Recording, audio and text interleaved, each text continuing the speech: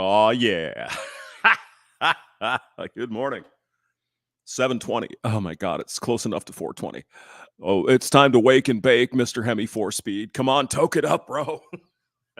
What do we have this morning? Well, coffee. Actually, it's not bad. Cameron's coffee, 32-ounce bag. I got it on sale. On sale, relatively speaking. It was $12.99. It's not bad. It's pretty good. I think it's made in the same people with the what is that? Jesus, the moose. Whether it is caribou coffee. Probably the same people. Caribou's pretty good coffee. Yeah, this isn't bad. This is probably their lower end. Yeah, it's fine. I got it over at Schnucks yesterday on the shopping trip. $113 for groceries. Oh my God. Son of a bitch. How much beer did you have in that order? Did you, hamster? 115 pack of 16-ounce bottles of Yingling. Namala Greenskin. Good morning. So you can see the president is now my avatar because, well, let's just go into it here. Well, the soon-to-be, the former president and the soon-to-be president. I just don't know how the fuck this guy loses. I just don't know. I mean, oh wait, we'll talk about. Go ahead, Laura. All right, folks, if you are watching this today, then I have an offer you are gonna love. You are looking at the very limited edition Trump Black Card. Listen to this. This sucker is metal, folks. It's what is a card carrying membership card? Does it have swastikas on the back of it? Does it? Limited quantities of this card. If you want to prove that you are a true Trump Republican, if you want to prove that you want to make America great again, if you want to join us in this fight and get your hot little hands on one of these puppies today, is that it? Then you are watching the right video. Come join us. Come be on the team. Come get your Trump Black Card right here. Okay. Thank you. Make America great again. 2024. Okay. So, look at that. Nice picture. It was quite a scene. Okay. So anyway, Donald Trump, President Trump, give him some respect, unlike they did President. Remember, it was even when George W. was president, and I know he's a scumbag. Well, yeah, I get it. But he's still the president, right? And they constantly called him Mr. Bush. It's like, no, he's the president. They didn't want to admit it. They didn't want to say. And I know it's subtle. Well, what's the difference? He's the president. Who gives a shit? Because they didn't want to admit he was president. Remember on the January 7th. Oh my God. No stolen election. Oddly, in the year 2000, that's exactly what the Democrats were saying. The election was stolen in Florida because of evil Nazis and whatever the fuck, right? Al Gore and George W. Bush. Supreme Court had to go with Catherine Harris, the makeup. I know, it's 24 years ago. Some of you guys are like, what the fuck are you talking about? What are you drinking this morning already? No, not yet. I might, though. Just haven't decided to, but I do have sufficient quantities of brewskis in the fridge if I want to have it. Well, it is Memorial Day weekend when we remember the brave men and women who gave their lives for this country. Could you imagine some of these soldiers that went out and gave everything for this country, for the whole country, the whole belief in America, American dream, all that, so that they would come back today? Say a World War II soldier come back today. Would that man or woman? There were women that also were killed in the fighting. Do you think a soldier from 80 years ago, if he or she came back today and looked at what the fuck is going on with this country and the world, you think they would say, God, I gave my life for this? Jesus. Sure, they'd be interested in initially in the internet and television and, jet airliners and rocket ships and, Elon. All that'd be cool. But then they would start looking around. It's like, excuse me, what? I can say I'm a woman and you have to believe me and all of this crazy shit and abortions and it's beyond comprehension at that time, 80 years ago, even 40 years ago or 50 years ago in Vietnam. These guys some of them are still alive, right? I'm sure they're looking at this. It's like, I went to Vietnam and fought for this country for this. How did we get here? Well, it's a long and winding road, isn't it? Michelle Guevara, hello. Good morning from France. Australian 03, hello. Hope you're having a good day down under. Getting into the winter season, I guess. It's late fall. Well, it's late spring, but yeah, it's all backward. I mean, God, kangaroos. Fosters. It's Australian for beer. New Yorkers coming out in full force there for former President Donald Let me say, Donald Trump had a rally in the Bronx, New York yesterday. Yesterday? What's today's date? No, a couple days ago. Anyway, it's Trump doing Trump, right?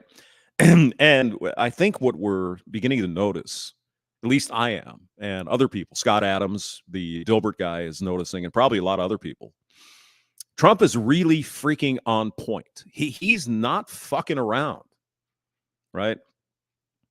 What I like to say is, when I was on radio, sometimes you sit down with your program director or whatever, and he say, well, yeah, but whatever you're doing there, that's good, but you don't want to overdo it. You just want it to be the spice.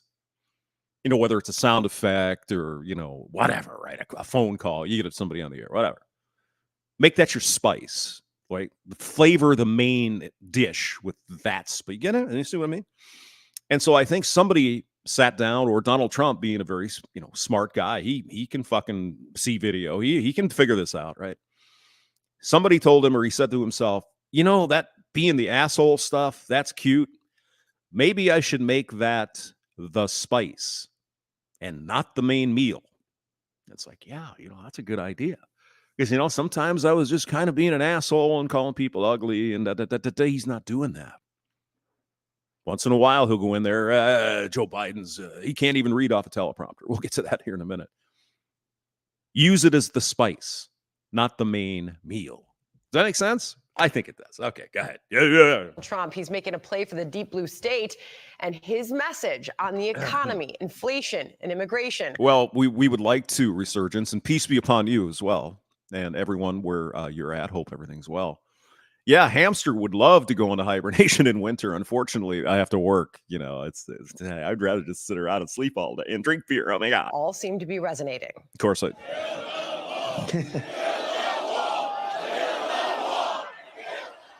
Keep in mind, it's been 40 years, 1984, since the Republican won the Empire State.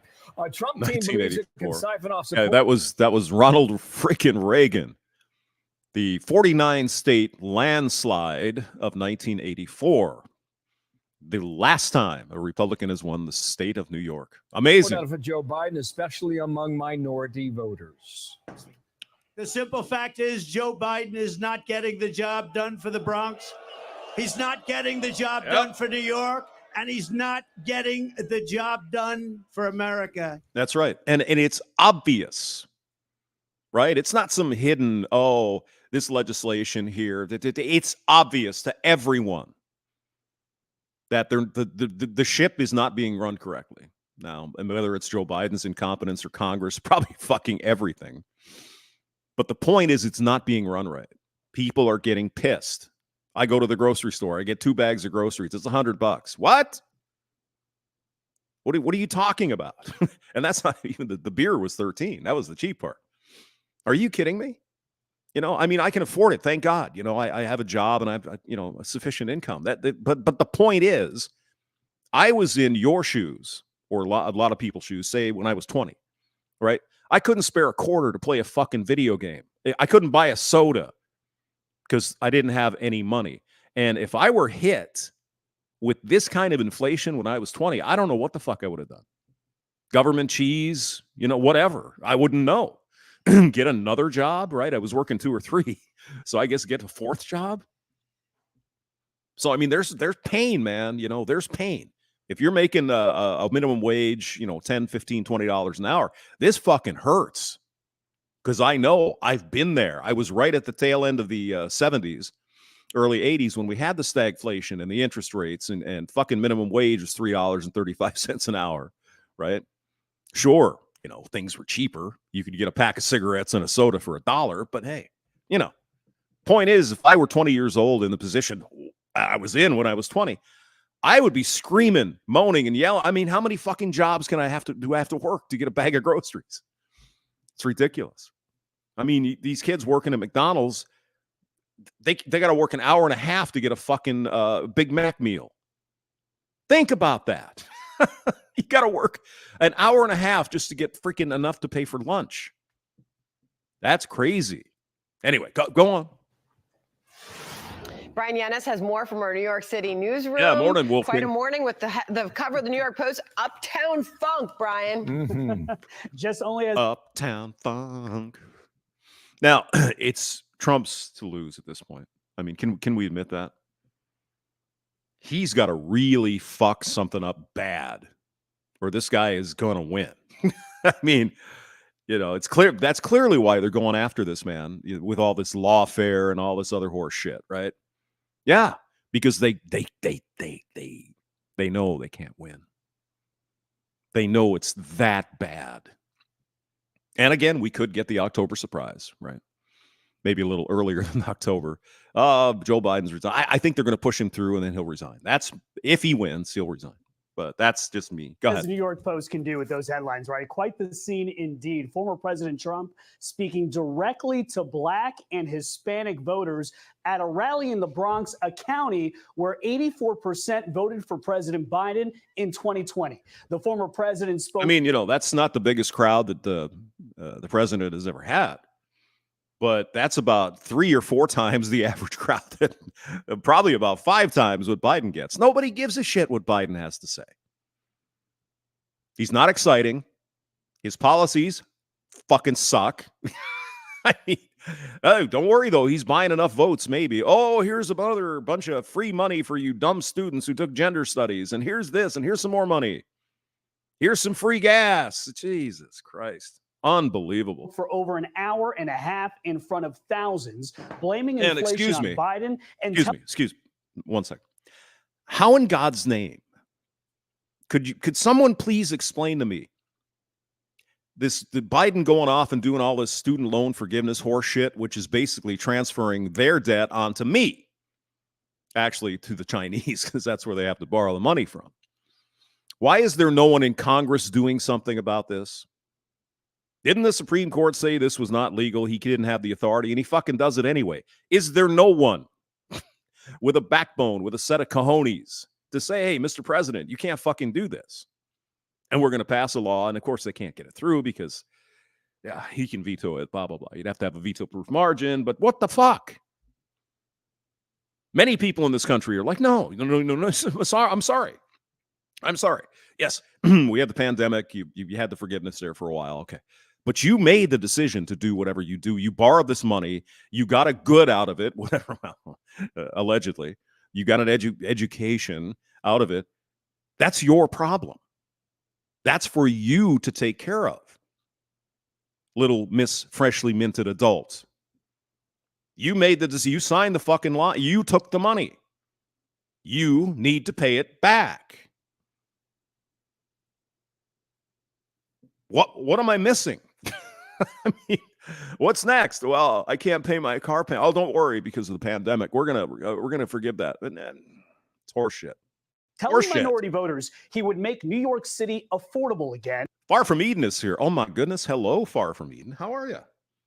Hey, if you haven't gone to her channel, you've racked up what, 20, 30,000 new followers in just a few months, probably. So go to her channel. You want to put the link? Yeah, you're a wrench. Yeah, if you can put the link in there, that'd be great. Put your put your channel link in there so everybody can go see your good stuff. All right, go ahead. And Trump also hit on the migrant crisis. New York State Comptroller says it'll cost more than $4 billion to care for tens of thousands of migrants. I know, guys. There's a woman in the chat. I know it's crazy. I know it's it's a hamster. I'm so charming, is what it is. This year in the city alone.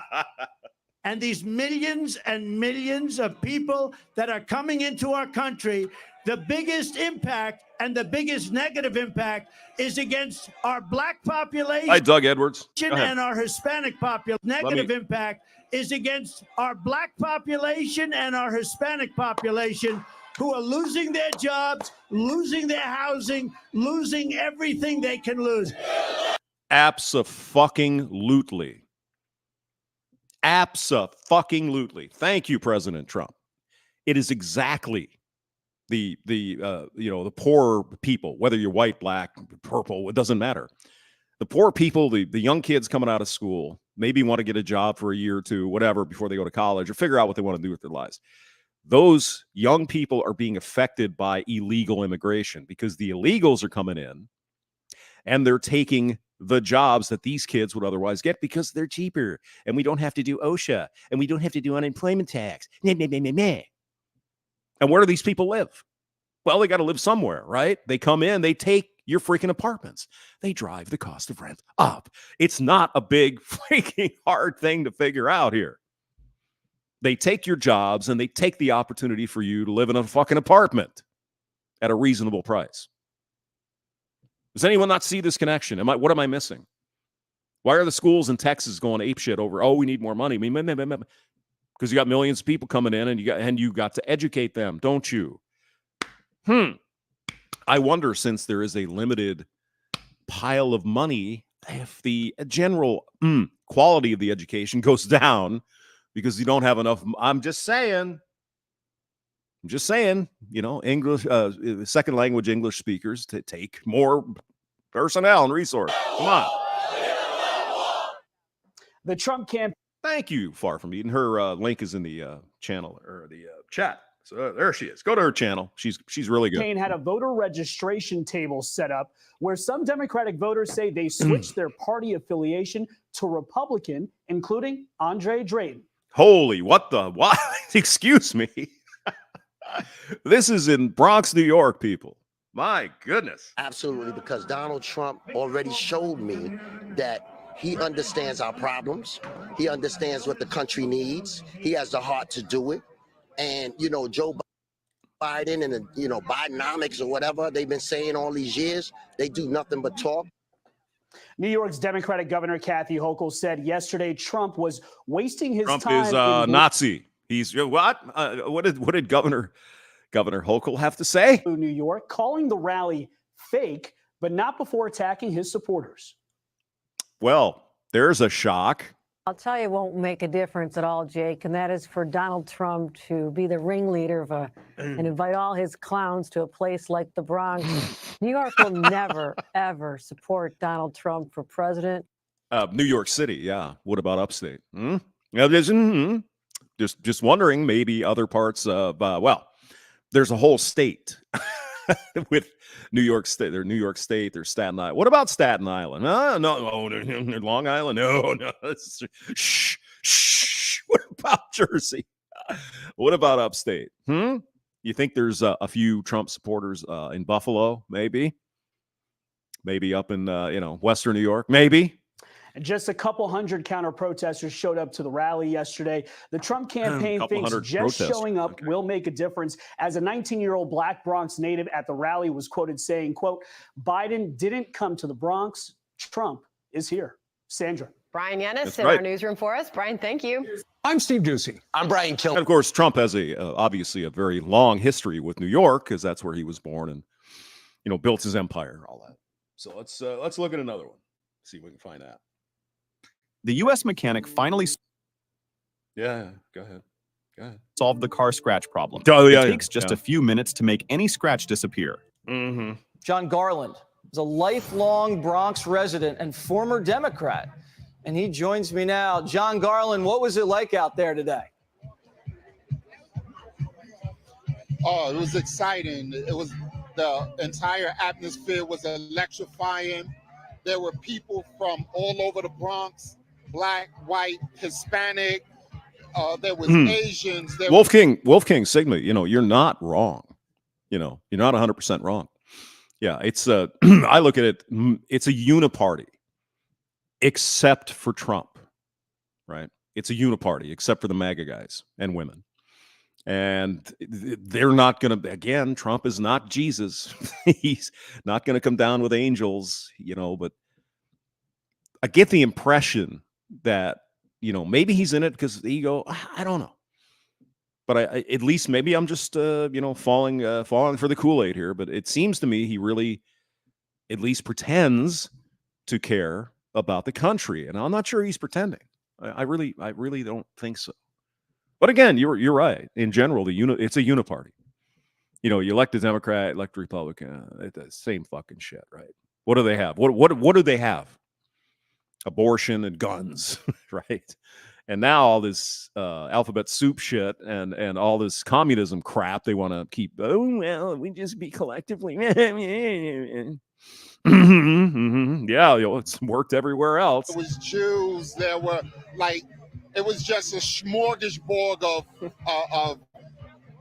basically patriots. And why was everybody there today? Was it they're sick of Joe Biden, they love Trump, the economy? How would you describe it? Yeah, Wolf King again. It was talked about a few years ago, like Texas breaking out, and I just believe it or not, there's a movement, a serious movement in Eastern Oregon, out there past Portland and shit, where they say we would like to join up with Idaho, and I'm sure Eastern Washington State would say yeah, let's join up with Idaho. Although Idaho is being currently injected with lots of cancer from college, they're trying to change Idaho too.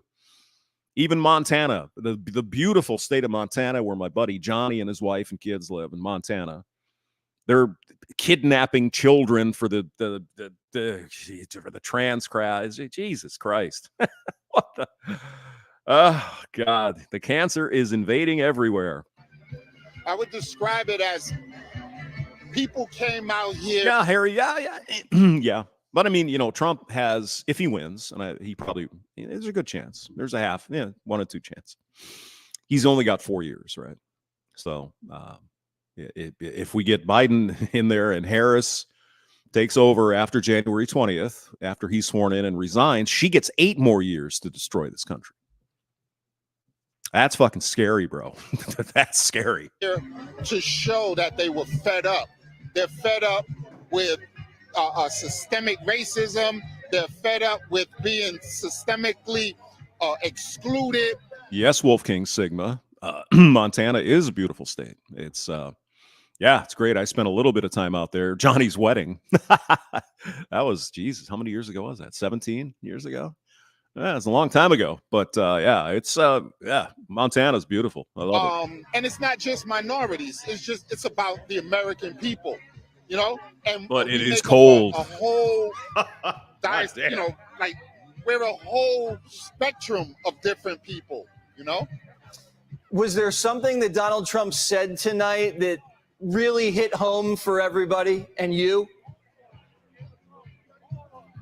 Well, there wasn't anything that was in particular that moved me. The whole thing as a whole, it was the sum of its parts. So we have. They are playing Macho Man in the background. That is fucking awesome. Macho Trump. Yeah. I mean, there were people who were expressing themselves in a way like we're fed up. People from the Bronx is fed up. People from New York is fed up. And we want something different. We want change. Mm-hmm. And Donald Trump has promised to bring change. And he's proven that he can do that. This isn't somebody who's just stepping into the political arena as he was in 2016. Like, now he's experienced. He has he's went through what he's had to go through. The man's skin is thick as steel. Laura Branigan. So Gloria. We're here for him because he's here for us. WABC. So you're saying you're looking for hope and change. I think Laura Branigan was from Connecticut, actually. So she died very young, brain cancer or something. Terrible. Great singer, though. And Donald Trump's that guy. Yes. Hope and change. Yeah. Dope and change. Oh, yeah, man. Hey, Trump said dope and change, bro. Yeah, man. I heard that, too. Oh, we're going to vote for him, man. Yes. All right. Mr. Garland, thanks so much for joining Jesse Waters Prime Time. Sounds like there's still a party going on in the background. Oh, hell yeah. Oh, hell yeah. We can't give up, man. It's Thursday night. Let's party down in the Bronx. Oh, yeah. All right. So let's see. We'll get the whole speech here. Watch what protein shakes do to your body. This is a protein drink. You've got almond butter. Almonds have a peel that's a lectin-containing food. You've got pea protein. Oops, peas are one. All right. USA.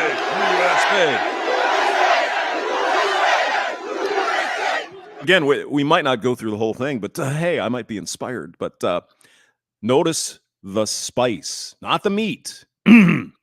The assholishness is the spice of this. Go on. Well, hello, everybody. Thank you very much. This is some turnout. This is some turnout.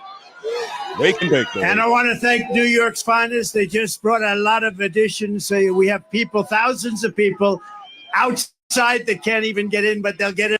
Yeah, here's the fact checker. Oh, well, clearly we had this monitoring place from Canada. And they looked at the crowd, and it was not thousands of people. Trump's lying. God damn. It's an exaggeration when any other politician makes a claim like that. But if it's Donald Trump, he's a liar. It's just amazing, isn't it? And eventually, we appreciate it. New York's finest. Hello, New York City, and hello to all of the incredible, tough, strong, hardworking American patriots right here in the Bronx. Who would think? Who would think? I'm thrilled to be back in the city I grew up in, the city I spent my life in, the city I helped build, and the city that we all love, New York City. And I'm here tonight to declare that we are going to turn New York City around, and we are going to turn it around very, very quickly. Yes. Fucking A. We're going to bring safety back to our streets. We're going to bring success back to our schools. We're going to bring prosperity back to every neighborhood and every borough of the greatest city in our land. We're going to reduce taxes. We're going to bring businesses and big taxpayers back to New York.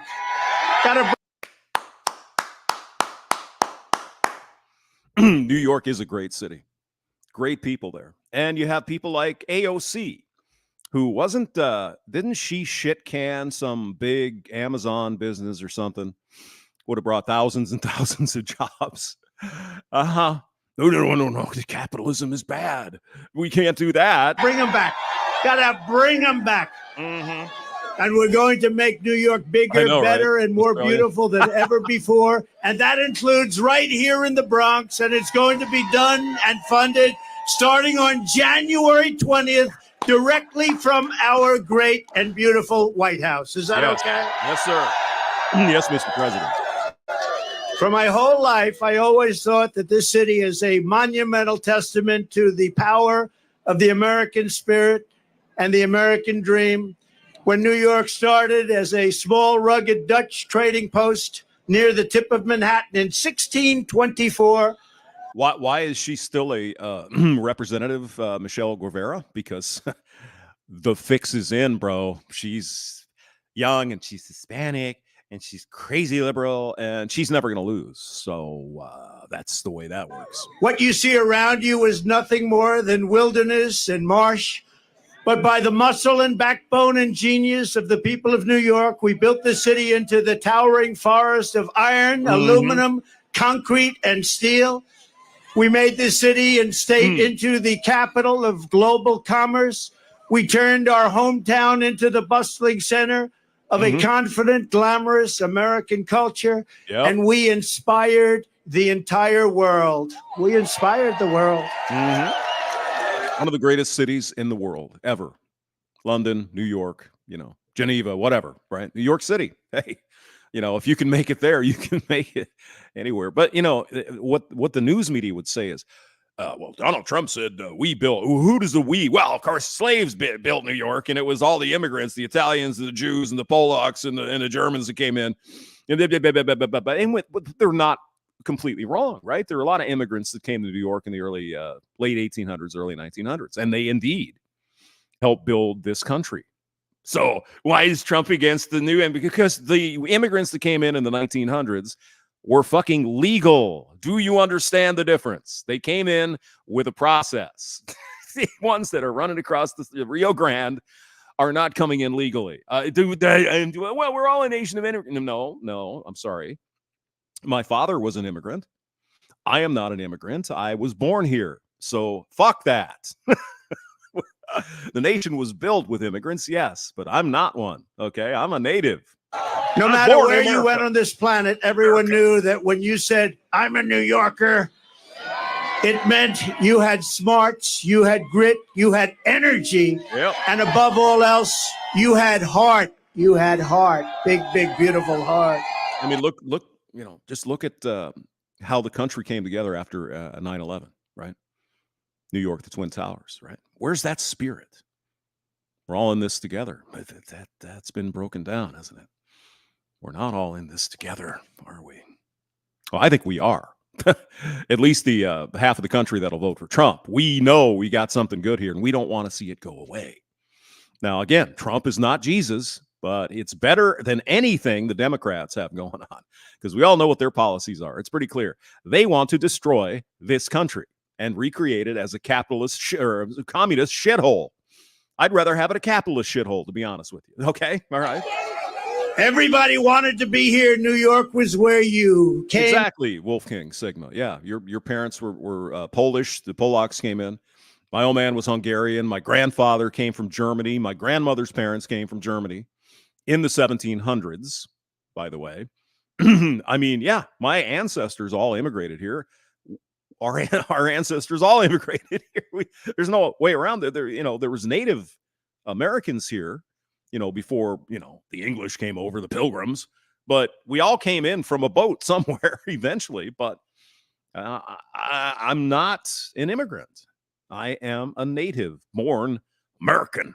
To make it big, you want to make it big, you had to be in New York. Here. Yeah. But sadly, this is now a city in decline. Oh, yeah. I love the comments here. I'm not putting them up on the screen because it's okay. I'll put it up on the screen. We don't want to let the momentum of this massive rally in New York City. Tens of millions of people showed up for Donald Trump. Well, okay, not quite. Michelle Guevara, he also have all, yeah, this is a good comment. I think it should be illegal for Congress to do any inside trade. It's not illegal for them to do, right? They can inside trade because they're going to pass a law that's going to make that all that shit should go away. No, you can't do that. You have to compete just like everyone else on the stock market. You want to play with the stock market? Fine. If you get lucky, just like everyone else takes a gamble, okay, good. But insider information that no one else knows, which is illegal in every other company in the country except Congress. What a shock. What a shocker. You want to smell it? Throughout my life, I've seen New York through good times and bad, through boom times and crime waves, through market crashes and terrorist attacks. But I've never seen it quite like this. We have filthy encampments of drugged out homeless people living in our places that we've spent so much time with children where they used to play. We have lunatics killing innocent bystanders by pushing them onto the railroad tracks for sport. Our it's a sad thing. Don't worry, it gets positive. I mean, was it Steve Buscemi? Just he's the actor who's been in a ton of movies. Really, really talented guy. Just got whacked in the face by some random guy walking down the street. I mean, what possesses you to go up to anyone and hit him in the face for nothing? Why would you do that?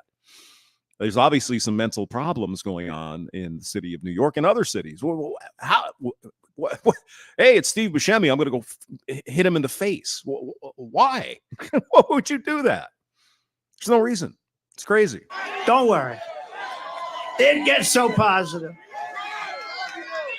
Remember, we're going to win. We're all winners. We're going to win so big. We're going to make it bigger and better than ever before. Remember that. Yes. Fucking A. So don't worry. By the time the other 6,000 or 7,000 people get in, it'll be very positive. Our subways are squalid and unsafe. The ceiling tiles are falling down, and they look worse than a third world country. I mean, that's what Tucker Carlson got, he's obviously, he sucks Putin's cock when he mentioned when he was in Moscow that the subway system there is pristine. It's beautiful, right? No dirt, beautiful paintings, wonderful compared to New York. And New York is, come on, man. We're supposed to be the leader of the world and our biggest fucking best city in the country. The subways are just falling apart. That doesn't make sense. Well, it does if you look at the way politics works, right? Because you don't get any stars for painting the subway nice and pretty. You get stars for making new projects up that you abandon in 10 years and they fall apart. It's fucking crazy. What the hell is going on? The medians of our highways are crumbling. Our sidewalks are littered with garbage, bottles, and trash. But worst of all, the discarded needles from people that so desperately are in need of help. Yeah, I see. I don't know. I don't pretend to understand what Trump is up to. He claims he's going to deport a bunch of illegal aliens, which I don't know how that's possible because, that the logistics behind that is pretty insane. But of course, it's probably just another, big, bold promise that he's not going to keep. But whether he's going to deport, again, I think we talked about it last week or last time, you can be a communist in the United States. There's nothing preventing you from affiliating with a communist party or whatever. So I don't know how you could just take communists and throw them out of the country. That doesn't make sense. But I get your point. The communists that are in positions of power. But, theoretically, if we all vote, there's people still voting these fucking assholes in. So I don't know what to do about that. But Trump, if and when he becomes president again, there's a lot of stuff he can do, right? He could say, no, I'm not signing any budget or any bill unless this happens. That's it. That's the power of the veto. And unfortunately, he didn't use it, I think, enough back when he was president. Maybe he's learned his lesson. I guess we'll find out. And we have mobs of migrants fighting our police officers and giving America the middle finger. But we are not going to let this continue. We are not going to abandon our hope and our pride. This city has given us so much, and now it is time that we are going to give it back. Together, we are going to make New York City great again, and simultaneously, we are going to make America great again. I would go for that, yeah. Yeah, the Assange, pardon him. Yeah, I agree.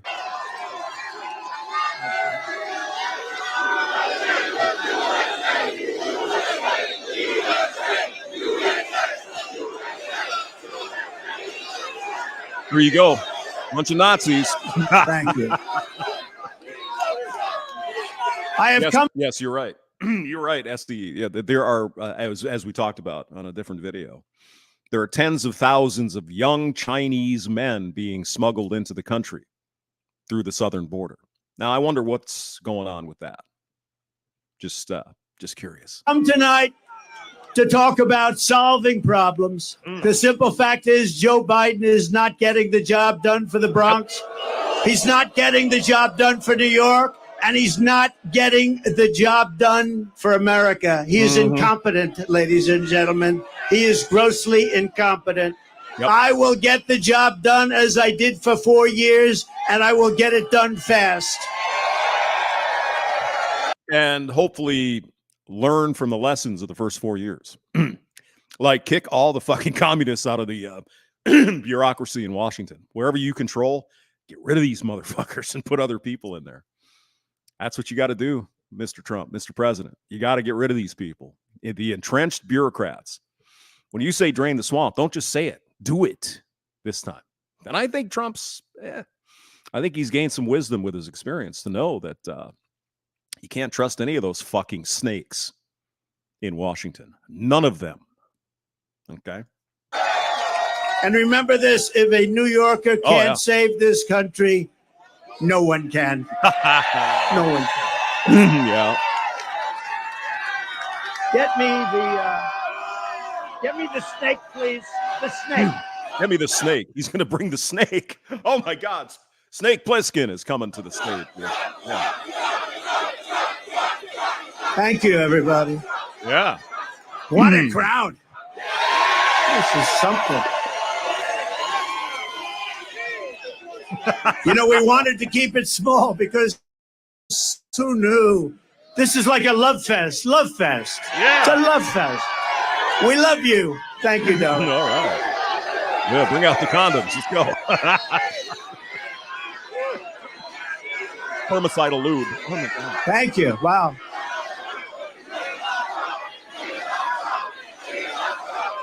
Oh, yes. Yes, absolutely. They are shitting their pants because Trump knows the drill now. He knows what happened last time. At least one hopes he does, right? So they are shit scared. If he gets back, they don't even know what's going to happen. They know, and they've they haven't helped themselves with all this alphabet shit going on either. You see, I mean, I have a theory on this. We can talk about it, maybe a different video, but I think they overplayed their hand, especially with the alphabet soup stuff. They brought it out. It's, oh, well, we got Biden here and Trump sucks. And, oh, we got that. But they brought it out. And it's backfiring in a big way.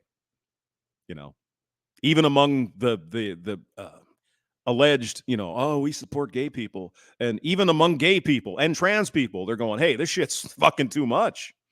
I don't want anything to do with this crap. What are you doing, drag queen story hour? It's too much. They've been living in their little bubbles in their little big cities like New York and Chicago and, all these places, Los Angeles probably especially. And they think that's normal. Of course, everyone would, because I'm having a depression. No. Farmer Jones and Farmer Jane in Kansas, it's like, nah, no. And they might reluctantly say, Trump, he's bombastic. He's kind of an asshole. He's a jerk. Egocentric maniac, but this fucking shit, the alternative, yes, it might be the least bad of the worst, the two bad choices, right? I don't think so. I think Trump is going to be probably the man we need to turn this ship around to some degree. Again, he's not Jesus. He's not coming down on angels floating on wings and shit. But goddamn, 8 years of Kamala Harris? No.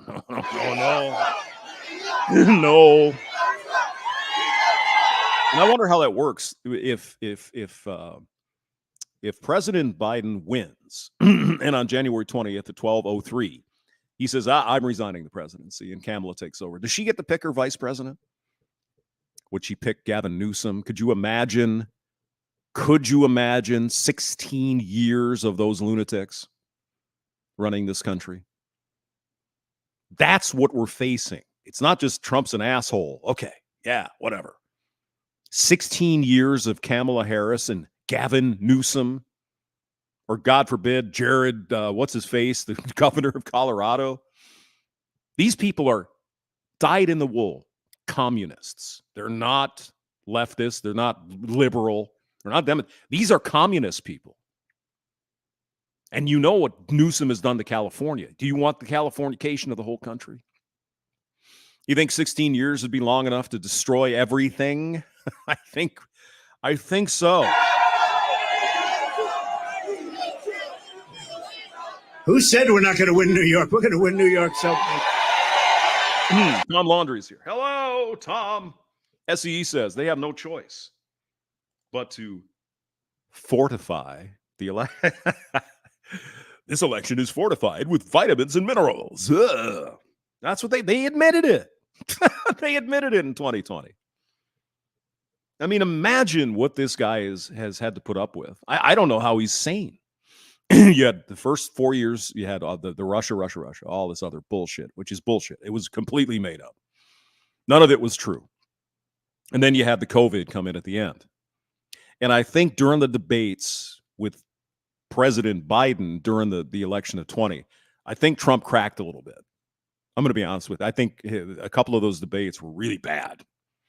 And I assume it was because of the stress of all the bullshit going on with COVID and everything. He did not do well in the 2020 debates. Okay. He didn't. I think there's no one will disagree with me on that.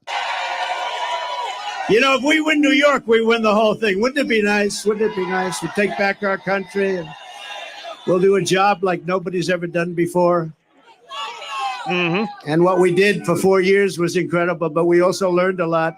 We're going to get in there very fast with the right people, great people, people that are tested and true. Years ago, there was an ice skating rink, the Wallman rink in the middle of Central Park. You know, I mean, we could listen to the story. I mean, it's interesting. You know, he turned around something that was really fucked up in New York. Yeah, not a big surprise. That's kind of what he does for a living. All right, we'll jump ahead. It was beautiful. And, you know, a lot of it's common sense. You like to say the Republican Party is the party of common sense. You don't go to Miami when you want to make ice. You go to Canada when you want to make ice, right? Okay, he's talking about an ice skating rink that apparently the people of New York couldn't figure out how to do. It took them years and years and years, and Trump came in and did it in months. You know, that's what he does. that's his stock and trade, so to speak. He comes in and he turns around shit. It's like, what are you doing this for? Hey, do blah blah blah blah blah. Right? That's what Trump does, and maybe he can do it in Washington this time. Or you could go right down the road in the Bronx to Ferry Point, right? Everybody know about Ferry Point. It was another disaster, a development where the city had spent over 29 years, almost $300 million. Jerry C. says Ed Koch, Mayor Koch, his honor, Mayor Koch.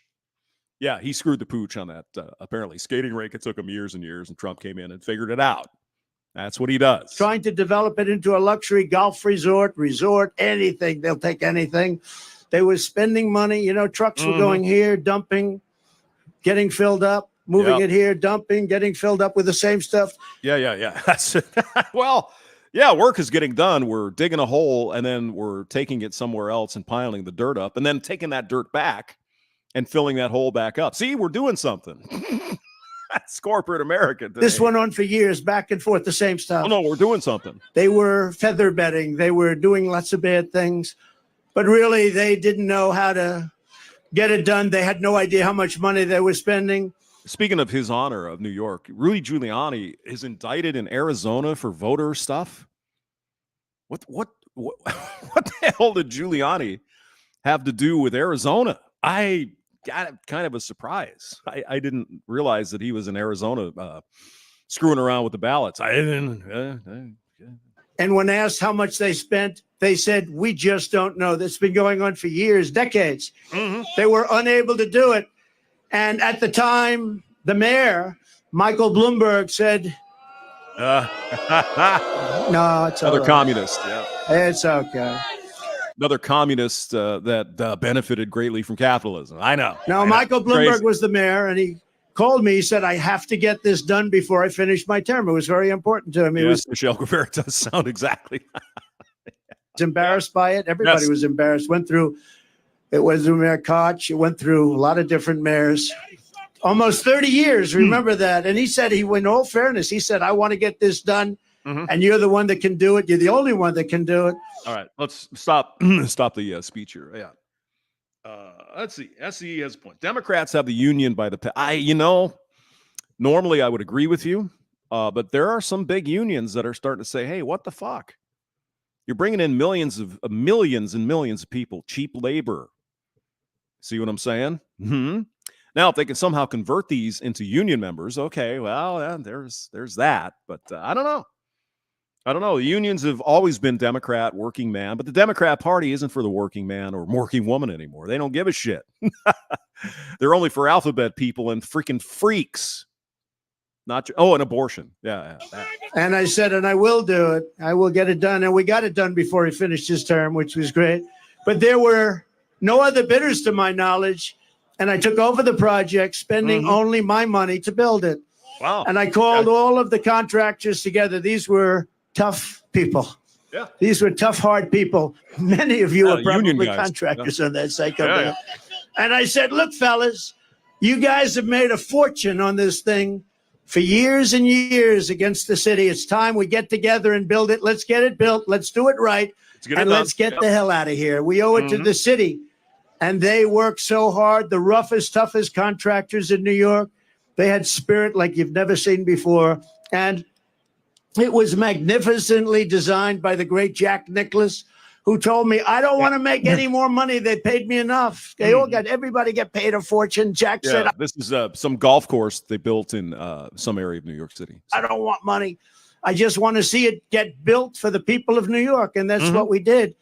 But everybody, just like Jack, they said very similar things. These guys were rough and tough, and they made a lot of money, but you'd think they'd want to make more, but they didn't. They just wanted to get it built. And in just a little more than a year, so this was going on for 30 years, including, 30 years. Think of it, just a magnificent thing to watch. You had to watch these people working, just the opposite of what took place for the first 29 years. But we had a magnificent world-class golf course that many of you have played now, and it's rated as one of the best public courses in the country. Yeah. Illegal voters. Right. It doesn't matter. Again, you guys got to think ahead. Census coming up in 2030. All they got to do is get enough people in, swing a few more electoral votes toward California or Michigan or whatever, and it's over. It's over. That's the plan. See. And then a short while later, we built a beautiful clubhouse, one of the prettiest I've seen. Built it, completed. The project was absolutely beautiful. It opened to great fanfare and great success. And do you want to hear the end result, though? Should I? Yes. Should I go off teleprompter and tell you the end result? Hell yeah. You think Biden goes off teleprompter? I don't think so. He's no good on teleprompter. No, see, that's the spice, right? That's the spice. It's not the meat. I love it.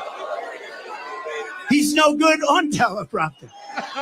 No, but that's the spice I'm talking about. Okay, so I did this beautiful job, and then we had a dispute over January 6th. We had a dispute, and they said, January 6th, we want to terminate his agreement with the city, had a long-term agreement with the city, and they sent me a notice of termination.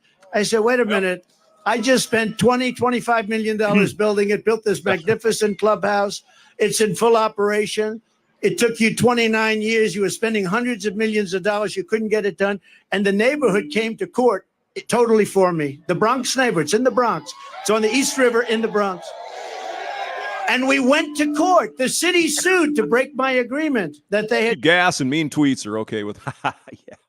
Well, it isn't us though, SCE. It's the girl. Let's be honest. It's the women. Oh, he's so oh my God, he's so mean. You know, you got to get the votes, right? I mean, Trump's got my vote.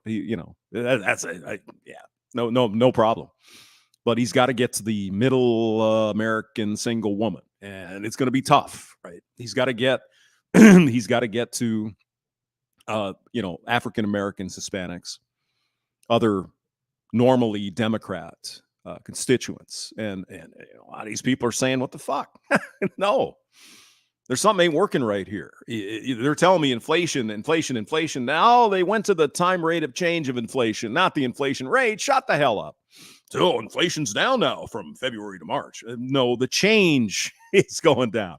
It didn't increase as much as the last time. Damn, numbers are hard, people. It just made, and I had done such a great job for him, and it was accolades everywhere. Yeah. Golf Magazine, all of the big magazines were saying, "What a great job." Now, I like this because Trump is saying, "Here's something I accomplished." Right? It's not just Joe Biden sucks or Camel Toe Harris or whatever. This is what I did. Here's what I did, and this is what I can bring. I can do this to the country now. Again, it's a country is bigger than a city, right? But what's Biden promising? Oh, more of my great fucking economy. Oh, really? Okay, then. They terminated my agreement, and I went to court. And I will tell you, I had a very good experience. We had a Supreme Court justice named Deborah James, and I have to give her credit. I didn't know her, never met her. Yeah, the thing is, and I know I'm interrupting, but you can watch the whole thing. It's online. This is what I like. I don't know if it's Laura Trump or Melania came in and said, "Oh, Donald, you have to stop being such an asshole," or he got some consulting, or he just learned. Right? He learned from 2020. I'm not sure what it is, but this is the new revised Trump, adding spice where it needs to be, but showing us this is what I did and this is what I plan to do. I like it. I mean, the guy's he's hitting 100 or 1,000. He's batting 1,000 so far. It's his to lose at this point. I mean, it's his to lose. And this whole court thing in New York City, it's going nowhere. He's not going to be convicted. It's just ridiculous. All, some of the legal people, even the lefty Democrats, are saying this is nonsense. What are they talking about? It's Deborah James, a African-American woman who came to my defense. We explained it, and the city explained it. They said, we want to terminate it. They had no reason. And we said what we just said. And she looked at them, and she said, in effect, how dare you? This man came in. He put up his own money. He did an incredible job. You were building it for 29 years. How dare you ask for this to be terminated? How unfair is that? Deborah James, a great Supreme Court justice. That's all I can tell you. Yeah. And we won the case. But it's not easy doing business in New York, I'll tell you.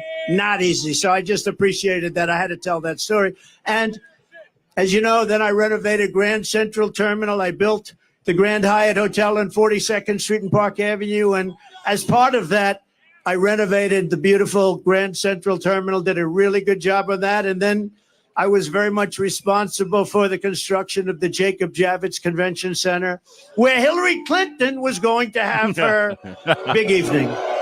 Yeah, the Jacob Javits Convention Center in New York. Yeah. Never been there. Been to Radio City Music Hall. That was fun. But yeah, the Jacob Javits Convention Center. That was always busy with stuff in New York City. It was not good. Remember? We had the glass ceiling. We built glass ceiling. She said, we're going to break the glass ceiling. It didn't work out. Yeah. Hillary Clinton, so oppressed in the patriarchy here. She was senator, secretary of state. She was the first lady. She accomplished more than she probably could ever have imagined in her life. And the oppressive patriarchy. God. Stop it. Unbelievable. I hope they're not saying anything nasty and stuff. I'll tell you a little secret that I don't think I've ever. I hated the concept. I said we have to get on with our country. We have to win against Russia. We have to win against China, North Korea, all the different countries we're at loggerheads with. But as long as you have a smart president, you're going to win those battles. We're winning all those battles, even with the fake Russia scam, which made it harder. But you hated that. And then you see what they want to do to us, to me, to us. Yes. And they come along and they don't mind because Joe Biden is the worst president in the history of our country, has no sense, doesn't know what he's doing, grossly incompetent, and our country is going to hell, but we're going to turn it around. We're going to turn it around fast. God, we hope so. Jesus. We hope so, man. That's a big task, but Trump is, he did okay, right? It certainly isn't the doom and gloom that you hear from MSLSD or some of these people. Oh my God, Trump just fucked everything up, and it's recessions and until they redefined a recession in the first term of Joe Biden. Shut up, hamster. You're a Nazi. Damn it. Because above all else, and I say this and I believe this. And again, I wouldn't blame the recession on Joe Biden's policies. It was the COVID, right? But it was, excuse me, it was a recession in June and July of 2021. It was an official recession that was not named a recession because, oh my God, it's Joe Biden. It can't be a recession. All he had to do was say, hey, be a politician. Yeah, we had a recession here, but that's because, Trump sucks. No, he didn't even do that. No. This isn't a recession. This is nothing. New Yorkers, you are different. You do know that. Maybe I mentioned this the other day. That did you know the basket of goods that they collect the prices for to determine inflation? The milk and cheese and bread, coffee, gas, all that. They removed coffee from the basket of goods. It's been in there for decades, right? Well, suddenly they removed coffee because coffee is increasing at, 2, 3x, whatever, right? So we got to get that out of there. See, oh my God, our inflation is so much better.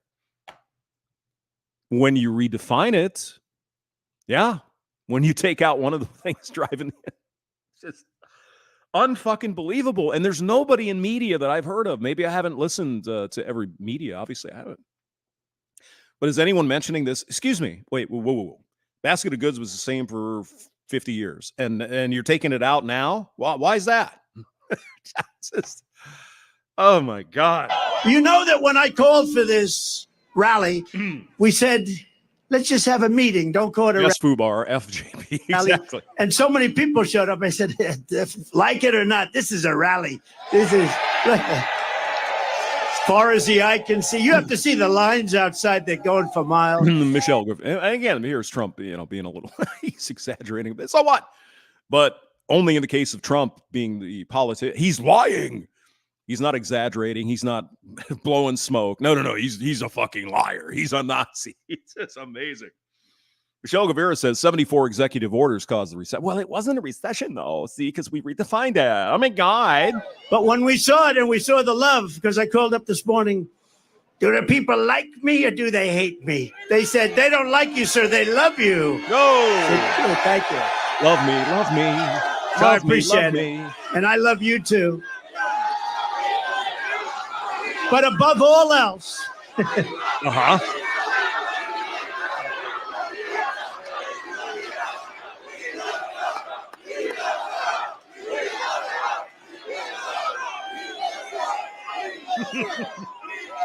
boy, look at it kind of looks like an insurrection to me there. Look at all those nasty Nazis. the cameras back there. That's amazing. Yeah. That's the fake news. Yeah. Yeah. They'll say tonight, Donald Trump spoke to a very small crowd of people in the Bronx. Oh, yeah. Well, there were hardly anybody there, and there were like way more protesters than people supporting Trump. Oh, my God.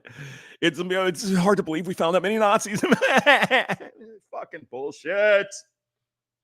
Turning the U.S. from a net exporter to a net importer of oil. It was a very... Yeah, I wonder, if it makes the price go up, and there's other countries in the world that make Russia, anyone. Oh, no, it's Donald Trump. That's the... hostile crowd, very hostile. Ukraine, no, nothing. No. They hated him very much.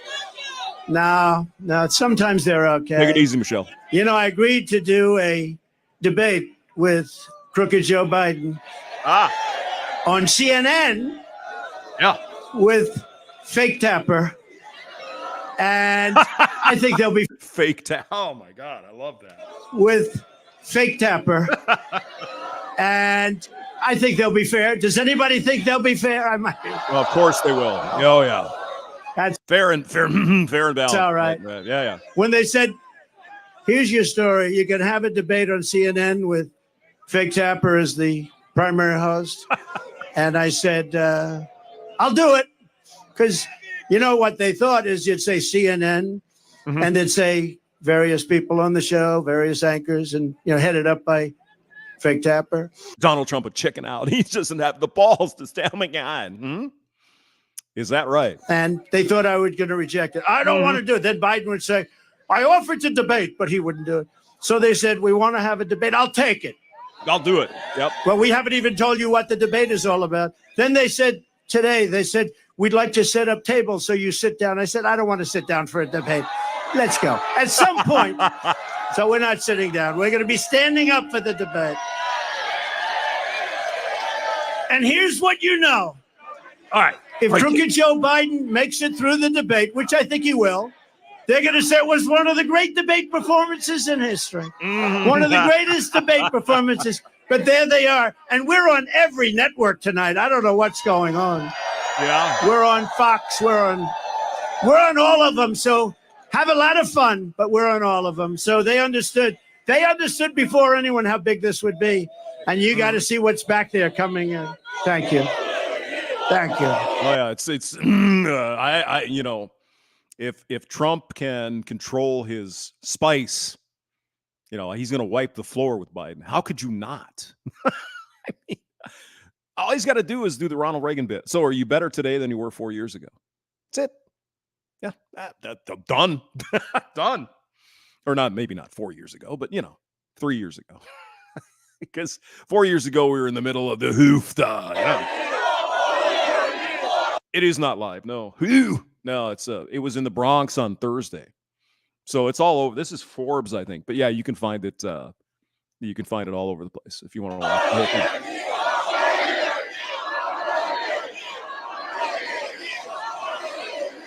But above all, New Yorkers have something called common sense, and we do have common sense. Mm-hmm. An old-fashioned American common sense is exactly what I intend to bring back to the White House, just like we had for 4 years. We had 4 of the greatest years in the history of our country. We rebuilt the military, we cut taxes, the biggest tax cut in history, the biggest regulation cut in history. Yeah. We defeated ISIS. ISIS, and we did it in about 1/100th the time. They said it would take 4 to 5 years. It took me like 2 months, right? Because we have an incredible military, and we're not allowed to show. For you, Mr. Wolfgang Sigmund, $50. Ha! You're living in discount land. My oil change was $100. But I mean, it really hasn't changed. Last time I did it last September, October, it was $100. I know. You can do it yourself, hamster, you pussy. You can't even run a wrench. Oh my God. Well, the apartment complex doesn't allow you to do those things. So sorry, can't do it here. We had Afghanistan, the worst pullout, the most embarrassing day in the history of our country. It's probably the reason, a piece of it, why Russia. Who is the candidate that what? Dylan Mulvaney was hired to endorse his opponent was a stroke of genius. Would be a stroke. Oh, Dylan Mulvaney had its 15 minutes of fame. That's Russia all went gone into now. Ukraine. They said these people are incompetent. We'll go in. So Russia going into Ukraine would have never happened. None of this stuff. I have a 2008 Honda Accord. So unfortunately, I can't do any mechanical work here. The apartment will, tow your car and shit. I don't want that. That you see would have happened. Plus, I mean, shit. It's, $100 is $100. And yeah, it's a lot of money, but God, geez. Israel would have never happened. If you add up the price of shit, your oil is going to be $35, $40. The filter's 10, 15, whatever. So you got $50 worth of input, and plus they fill up your fucking, all your windshield fluid and all that shit, the blinker fluid and the muffler belts tightened and all that. The attack on October 7th, and you wouldn't have had inflation. As soon as I get back into the Oval Office, I am going to pick up the phone and I'm going to call your mayor and your governor, and I'm going to say, this is President Trump, and I want to come back and help. Look, you have a Democrat governor, you have a Democrat mayor, and we are going to work with them, and we're going to get this state and this city at a level that it's never seen before, frankly. I think we can do that, too. Right. We're going to be helping them a lot. But I mean, New York knows what the problem is, right? They just don't want to fix it because they hate people who make money. They don't like that.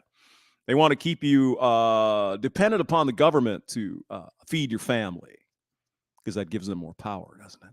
You bring in 10,000 Amazon jobs into Brooklyn.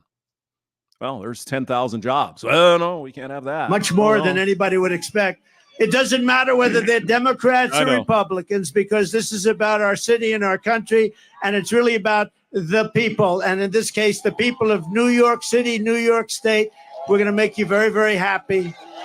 And Biden can't do it. He doesn't know he's alive.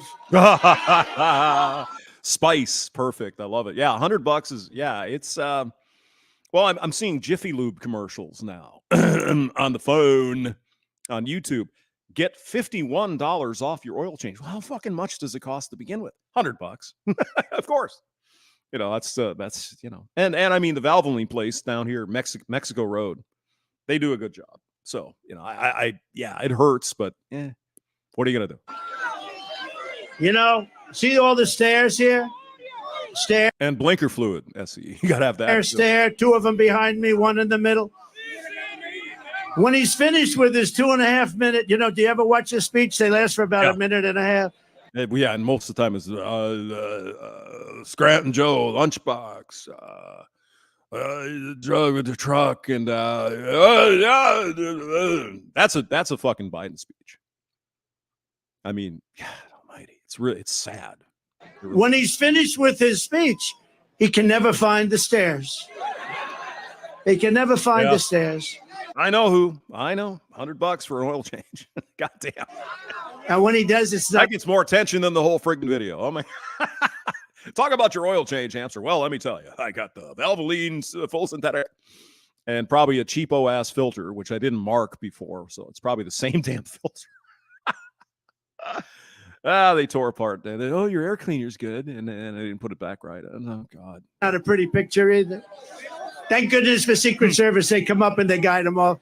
No, this is not what we need. When you see President Xi of China, when you see Kim Jong-un of North Korea, when you see Putin and you see all of these people, they're at the top of their game, whether you like it or not, and they can't believe that this has happened to the United States. We have lost respect all over the world. We were the most respected. Oh, yeah. I forgot to say that. Yeah, Joe Biden used to drive oil trucks on the moon to help babies and shit. Oh, absolutely. I used to drive across the bridge every day, and Trump sucks, and the maggots, and country in the world. Jesus. 4 years ago, we were respected more than our country was ever respected 4 years ago, and now we're being laughed at. Laughing stock, yeah. I want to hear what the plan is to deal with Russia and Ukraine. I mean, there's no reason to keep up this ridiculous waste of life. I mean, come on now. There's got to be a solution. And I think Trump, if he gets in office, will figure something out. Of course, Biden is trying to figure something out now because, election year, all that. We're like a joke, and that's not going to happen. That's not going to happen. We're going to do whatever it takes to fix our roads, bridges. Tyson Casey, he had a date with Wolfgang Segal. Oh, my God. And highways. We're going to take back our parks, not just for children, but for everybody. We're going to renovate New York subway system so it no longer looks like it hasn't been cleaned since 1932, but rather it will be the most beautiful transit system anywhere in the world.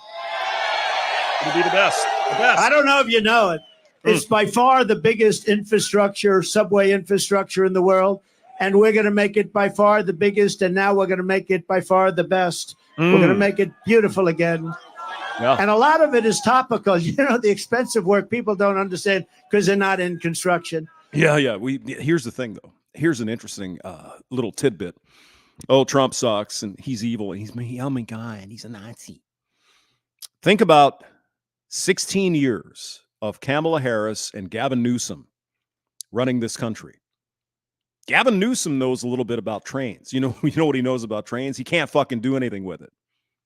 They want to build a high-speed train in California to go from places nobody wants to go or nobody wants to go to at the cost of $100 billion. Well, there you go. That's perfect. Yeah. It's topical work. It's topical. It's built. The expensive, the hard, the little hamster baby steps. You can't just. I think Donald Trump could have that fucking train built by now. Knowing the way he does things, he would have had it done. Oh, but the greeny weenies in California and the swordfish or whatever in the streams and the ponds and shit. He would have figured it out. He would have got it done. Labor, the money, the big stuff is done. We're going to make it beautiful. We're going to make it good. And most importantly, we're going to let New York's finest do its job. The transit cops do their job. We're going to make it safe. Most importantly. Yeah. And importantly for the people that are before me today, we are going to make life in New York affordable again. It's gotten totally out of control. Yeah. The minute crooked Joe Biden shuffles out the door, I will rapidly rebuild the greatest economy, the history of the world. Look, we had the greatest economy in history. Everybody here, where you have a small business or if you had a job, you were getting more than you ever made. And we had no inflation. I mean, he's not wrong, right? Can he take credit for all of it? President Obama probably did some stuff. I don't know. But it was pretty good the first couple of years, right before COVID. It wasn't bad. Wasn't bad. We had 1.4%. Considered none. Considered better than none because, frankly, none in its own way is a bad thing also. We had a perfect number, 1.4%. It doesn't matter whether you're black or brown or white or whatever the hell color you are. It doesn't matter. We are all Americans, and we're going to pull together as Americans. Put that in a freaking ad, bro. That's exactly right. Or white or whatever that. It doesn't matter whether you're black or brown or white or whatever the hell color you are. It doesn't matter. We are all Americans, and we're going to pull together as Americans. Mm-hmm.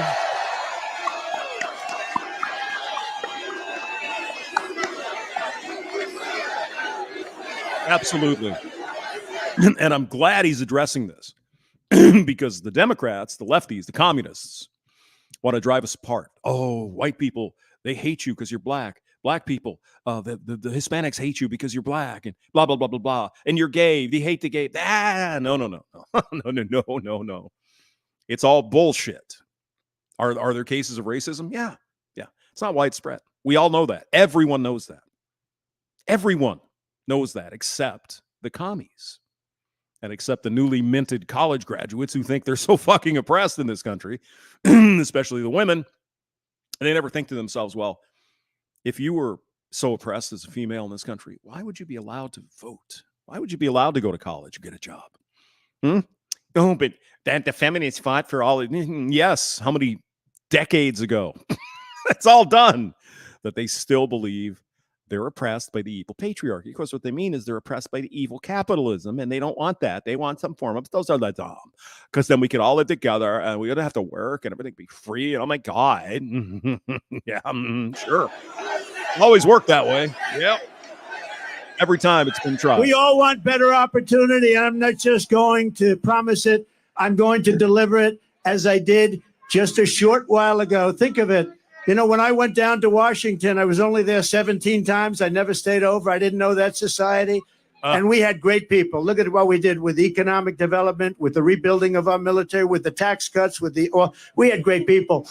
But we also had some people that I wouldn't have used if I had my choice. Yeah. Now I know everybody. I know the smart ones. I know the dumb ones. I know the killers. I know the weak ones. I know them all. And you're going to see. Yep. Get rid of all the scumbags. Or at least as many as you But can. everyone was better off. We had the greatest economy in history. Everybody was better off under a man. Yeah, no, you're right. What is the plan? That's you're absolutely. What is the plan? What are we going to do? He can Trump can point out that, oh yeah, Joe Biden's side. Well, what's the plan? What are we going to do here? Inflation is crazy, right? Unemployment, they say, is the lowest ever, blah, blah, blah. Well, that doesn't really make sense, does it? Or does it? You know, inflation that high, unemployment, I don't know. Yeah, there's got to be a plan. You know, it's got to be, well, we did this then. Well, what are we going to do now? But to contrast the situation today compared to when Trump was president, all he's got to do is bring up mortgage rates. That's it. What was your mortgage rate in, say, 2018? Oh, it was 2.3%, was it? So Americans could afford the American dream, buy a house, all that, right? What's the mortgage rate today? 7 or 8%? Yeah. Well, it's not good, is it? And named President Donald J. Trump. Have you ever heard of him? Have you heard of him? We had gasoline down to $1.87 a gallon, and actually times when it was much lower than that. Yeah, I filled up yesterday. It was $3.33. We had a record low poverty rate for Black Americans and Hispanic Americans. We had the lowest, we had the best poverty rate in terms. No, you're right. You're right, Yeah, California's unemployment rate is going way up because, and a lot of the, again, a lot of the lower entry-level jobs, like at a fast food place, you want to work your way through college. Or you graduate high school and you don't know what to do with your life yet. So you don't want to work at McDonald's or, whatever, In-N-Out Burger. Well, the minimum wage is now $20. And so there's a point, right? You could look at it where there's a crossover. It's like, okay, now automation makes more sense. It's cheaper. And so these young people are losing their freaking jobs. They have nowhere to go to work their way through college. And besides, even if the place wants to keep people, they don't have to hire Americans, especially in California, right? They can hire illegal aliens, don't have to pay health insurance, unemployment tax, all that other happy shit, right? And pay them $5 an hour, right? Well, hamster, but $5, that's really, compare it to making $1 an hour in the fucking fields in California picking avocados. Pretty good deal, isn't it? In terms of the positive number ever in our history for Black Americans and Hispanic Americans. It says In-N-Out Burger pays $25 an hour for fast food workers in fucking $25 an hour. And actually, that still isn't enough to afford rent and all the costs of California. I mean, it's insane. It's crazy. 6.6 million people out of poverty. Nothing like that has ever happened in our country. Mm-hmm. And the real middle class income rose over $6,000 a year. Think of that. Tom Laundrie says fast food in Colorado is 1950. Well, I'm not surprised because you got Jared Polis. He's a fucking communist. No shit. The Californication of Colorado is complete. My adopted home state is a complete disaster area. Unless you're very rich. And Jared Polis, again, another communist who just loves them gibs from capitalism. Amazing. Made himself, I mean, he's a very successful man. Made billions of dollars. He's a billionaire, right?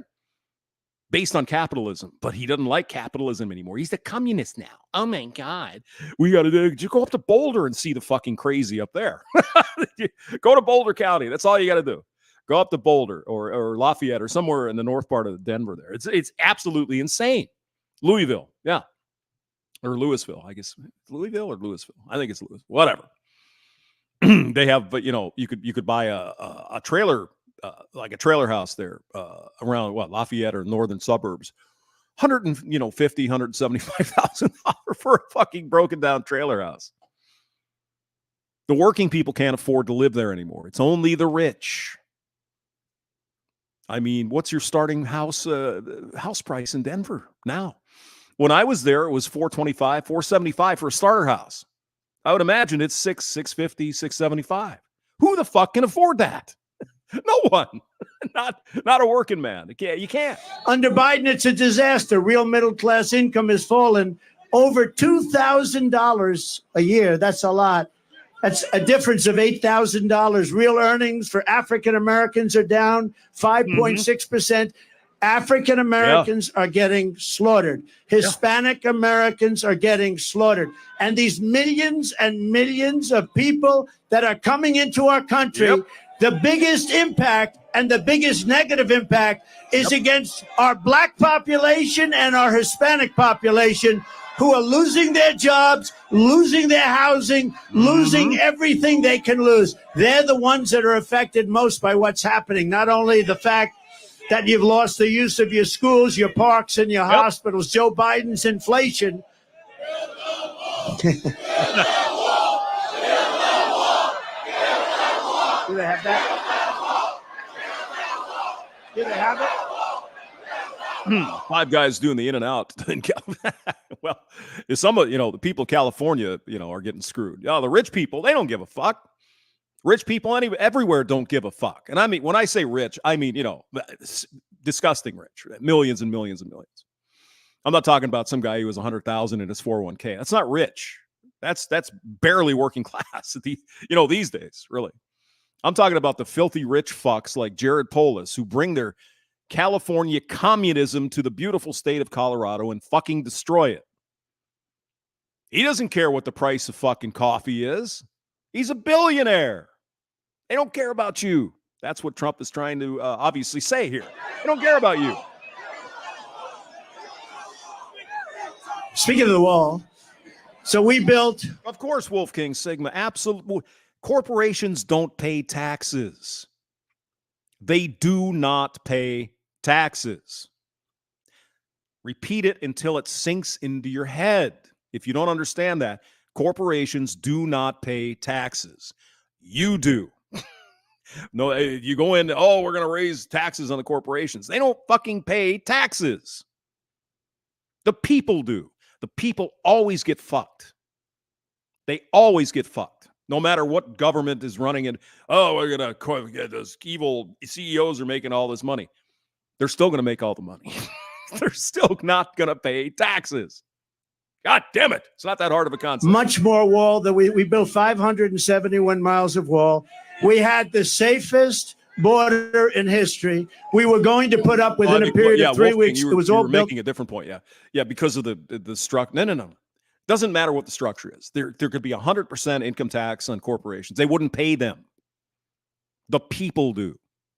It's added to the cost of whatever they're producing. They don't pay taxes. That's it. That's the way it is. Laying there, ready to be put up, designed by the Border Patrol, who are incredidible people. ICE, who are exactly who. Hey, this is, Donald Trump is obviously making the point better than me. If you a fast food person is going to make, say, as you put 40,000, I don't know what that would be. Say 40,000, right? So you're working at In-N-Out and you're making 40 grand. Fine. If you got a person coming in from Mexico or wherever they're coming in illegally, and they'll do it for 10 or 12, who are you going to hire, especially when there's no enforcement of I-9s and all that other shit, right? Of course you're going to go with the cheaper person. It's not that hard. We're incredible people all together. I wanted to put up concrete plank for the contractors here. They didn't want it. They had to have hardened steel. They wanted 6,000, 7,000 pound concrete. They wanted rebar in the middle. They wanted different materials, harder to cut. So we had very hard steel, very good stuff. Everything was good. Yeah. We had the panel on top. It was called an anti-climb panel. We had the best wall, and it was going to be, we're going to add 200 miles of wall. It would have taken about. Yeah, corporations consider people for the political contribution stuff. Yeah. I hear 3 you. weeks. And then we had the rigged election. And you know what happened after the rigged election? They took the wall, and instead of putting it up, they sold it for 5 cents on the dollar. Yeah, they sold it for scrap. That's because they don't want it. Any problem you can think of, any problem could be solved if there is a will to do it. There is not a will to solve the problem at the southern border.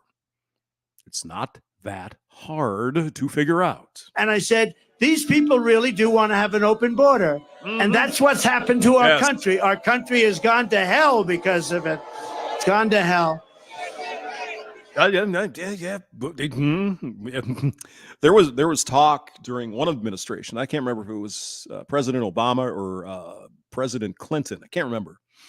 But somebody said something on the order of, all we got to do is print $1 trillion coin and give it to China. There's your $1 trillion, right? It's crazy. And of course, that would cause a whole bunch of problems, but go ahead. But I want to thank Mexico.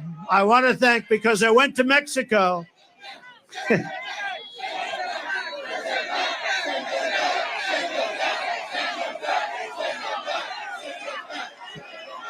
No, I mean, Trump will get Mexico to cooperate one way or the other. And he did last time. They did stem the flow of people because he said, hey, we're going to do this if you don't do that. And they said, oh, yeah, okay, we'll do that. Here's what we probably, and this is crazy talk, but I'm just speculating. What we need to do is, of course, the wall. Get it under control, right? Somehow the wall, whatever, surveillance, blah, blah, blah. We probably need to, and this is going to sound crazy, we probably need to, shall we say, take over some land temporarily in northern Mexico. 10,000 acres, 100,000 acres, whatever. Not a big chunk, but a big enough. And all these people, they go there. And then we process them if they have a legit reason to be admitted to the United States. And we do it, and there's a process and it's legal. Not just this, come across the Rio Grande, here's a paper, whatever. Come to court if you want. No. Come on now. No. Like that, it cannot continue. But it will. If you want more of it, just don't vote for Trump. We really have no choice. He said, send him back. I did notice about Paul Pelosi's attacker got 30 years in prison. And of course, he deserves some prison time. But 30 years? That's seems a bit much, doesn't it? There's a chance, send it back. Nobody wants to send anybody back, but you have no choice. This is not sustainable. Nope. By any country, right? I mean, all we got to do, another thing, and I think Trump talked about this and never implemented, but All you got to do is tax any wire transfer to Mexico at 100% or 200%. Because that's a thriving part of the Mexican economy. I mean, Mexico is such a beautiful place. They got oil. They've got agriculture. They got great people there. It's fucked up because it's a socialist shithole. Their government is fucked up.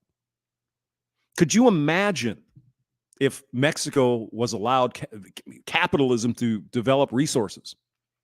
Could you imagine the economic powerhouse Mexico would be? Why don't they? Because they're a socialist shithole government. That's why. Mexicans wouldn't come here because their country would be better. They would have more opportunity in Mexico. They would have to steal their border to keep other people that didn't have a great economy from coming into their country. But they don't, because it's socialism. Could you imagine they have, what is it, Pemex? The big oil company in Mexico is all fucked up. Why? Because the government. It's not because the people. But the people keep electing, so-called electing these people. So there you go. Yeah, we don't need that. This is not sustainable. But we had Mexico, and we went to Mexico, and I said to the president of Mexico, good man, by the way, a very good guy, happens to be a socialist, but these are minor details. I said to him, Mr. President, we need you to give us 28,000 soldiers to guard the wall. He said, well, how much would you pay for that? I said, nothing. I'm not paying anything. You're sending them in. They're coming in caravans. You have to do it. And he smiled and he laughed. He thought it was funny. He thought it was like, I was kidding. I said, no. They're coming in through Mexico. We need 28,000 soldiers free of charge. And he said, Donald, I cannot do that. I said, here's what you do. I don't want to embarrass you, so I'm not going to negotiate with you. Send me a negotiator. Give me a top negotiator. I want to see him. And he came to the White House, a very handsome man, dressed in one of the most beautiful suits I've ever seen. In fact, I was going to ask him, who is your tailor? I'd like to buy one of those suits, but I didn't think it was appropriate to start the negotiation that way. Funny. And I said, you know that you're going to give us 28,000 soldiers, don't you? No, we are not going to. We will never do that. I said, of course you're going to. 100%. He said, we're not going to. He said, no way. I said, way. You're going to give it. He said, 100%. And you're also going to have a new policy. It's called Remain in Mexico. Nobody can come into our country until they're free. And then you're going to have catch and release into Mexico. We have catch and release into our country. Right. Even if they're criminals, we catch them, we check them, we see they're a criminal, we release them, we say, come back 5 years later, you'll have a court case. Exactly. Nobody ever comes back. So I said to the State Department, and a wonderful woman, but a bad negotiator, I said to the State Department, give me a top 10 list. Give me a top 10 things. I said to ICE and Border Patrol, give me a top 10. They gave me a top 10 list. And a lot of it had to do with all of the horrible disease that pours through. People that have highly contagious diseases are coming into our country at levels that we've never seen before. Now, here's the thing, though. And then this is where the communists were very, very effective. They turned it from, hey, these people are coming in, we need to control this, into you hate brown people. Fucking masterful. I mean, you got to give them credit. Trump, he's sending murderers and shit. Well, they were, not very many, but they were coming through, and criminals. All that. He was right. And they're like, oh my God, he hates Mexican people. No, he didn't say that. No. No, he said we need to control it. We need to have a process. Right? Don't release to the United States, release to Mexico. And set up a camp. Like I said, let's get a few troops in there, cordon off 10,000 acres or whatever. Provide all the the housing and the food and water, and we can do that, right? We're humans, right? We don't want these people to starve, die of thirst, right? Do all that in Mexico, not in the United States, and then process them through a process. And the ones with legitimate claims, they're whatever they want to be a refugee. Okay, what's wrong with that? Oh, well, it's because you hate Mexicans. No, it has nothing to do with that. I mean, come on now, people. But they successfully turned it into that. The communists did. And you got to give them credit, man. That fucking propaganda works. So many other things. And they gave me a top 10 list, but they laughed. They said, sir, they'll never do. We've been trying to get this stuff for 25 years. I said, if I were a betting man, I would bet you any amount of money. You'll have it very quickly. So this man comes in. I said, we want a policy, remain in Mexico. Tijuana, hundreds of probably the fastest growing city in the world for a period of a year. That place was loaded up with people. They weren't allowed into our country. And we had already built a lot of the wall, a tremendous amount, 571 miles. Without that, we couldn't have ever done this. And he said that we're not going to do it, sir. I said, you are going to do it. He said, we're not. I said, here's the story. I'm not going to mess around with you. I have to go. I have a very important meeting, much more important than this. Oh, absolutely. Wolfgang. That's the difference. There's no hatred for Mexican people. That's what the communists tell. Oh, you Republicans, you hate Mexico. No, absolutely not. They're great people. I mean, I've seen, Mexican workers, like in Texas, in the middle of summer putting roofs on, man, they're fucking busting for 12, 14 hours a day. These people know how to work and they're very skilled in what they do. So yes, absolutely. Come here legally.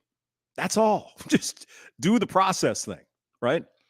Used to be not that many years, like 50, 60 years ago or 70 years ago, there was a, what the heck was it called?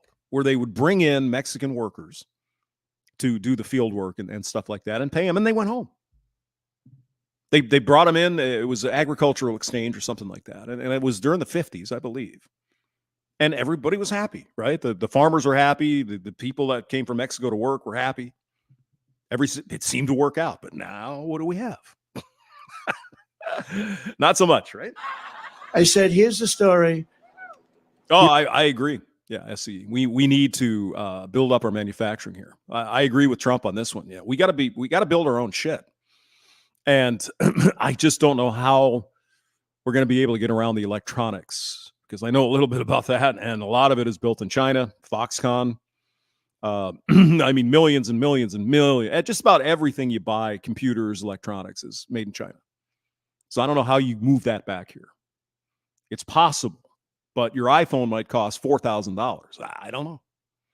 Maybe with enough, volume or whatever, we could get the price down. But yeah, I hear you. You're either going to do it, it's Friday evening, or on Monday morning at 7 o'clock in the morning, we are going to put a 25% tariff on everything that Mexico sends into our country. And then 1 month later, if you don't do it, we're going to put a 50%. Then we're going to go 75. And because I'm a nice person, we're going to stop at a 100% tariff. And and I had it literally written. I'm saying, should I sign it or not? Am I going to waste the ink or not? Because I'll sign it right now. On Monday morning at 7 o'clock, you're going to pay up to $100 tariff. He said, sir, I'd like to make a phone call. I said, I wonder who you're going to call. Let me guess. You're going to call the president. He comes back 3 minutes later. Sir, it would be our great honor to give you 28,000 soldiers free of charge. It would be our great honor to have a policy of remain in Mexico. Yeah, they get a lot of their chips from Taiwan. I can't remember the company over there. It's a big one, right? Is it Samsung that has all the chip factories? I think they're building one outside of Austin. Samsung is building a chip factory right outside of Austin. Just what Austin needs is, more people and more oh God, Austin is a fucking mess. Hoofed up. But they're getting a Tesla factory, an Apple factory. They're getting a Samsung factory right out by Hutto. Anyway, and we got all 10 things. It took at least some of their memory stuff they'll make here. And I think Micron chips are still made in the U.S., in Boise. And I think Micron also has a factory in northern Utah, I think. So there's some stuff that's still made here. But yeah, a lot. Well, I mean, if you're in defense, right, defense stuff, pretty much you have to use stuff that's made here. Or there's some process you have to go through. If you're using like military weapons and shit, there's some regular. Like 10 minutes, it was not. And now the other day, did you see? Mexico said to crooked Joe Biden, we want $20 billion a year just for the privilege of negotiating with you. We want you to pay us. Did you see that? It was a little article. You hardly. I better get I got to get a beer. Difference. I'll be right back. Would you say? He would have never asked that. He would have never asked it. So he said they want $20 billion 20 billion, not 20 million's a lot. They want 20 with a B, $20 billion a year just for the privilege of negotiating with Mexico. And you would never get the things that they gave up, remain in Mexico. They gave up catch and release in Mexico. They gave up everything. They gave up everything. They did. They did give up the Constitution. Joe Biden, his inflation has cost the average New York household a staggering $24,000. Think of that, because the costs have gone up. So much. Bacon has gone. I don't eat bacon anymore. It's too expensive.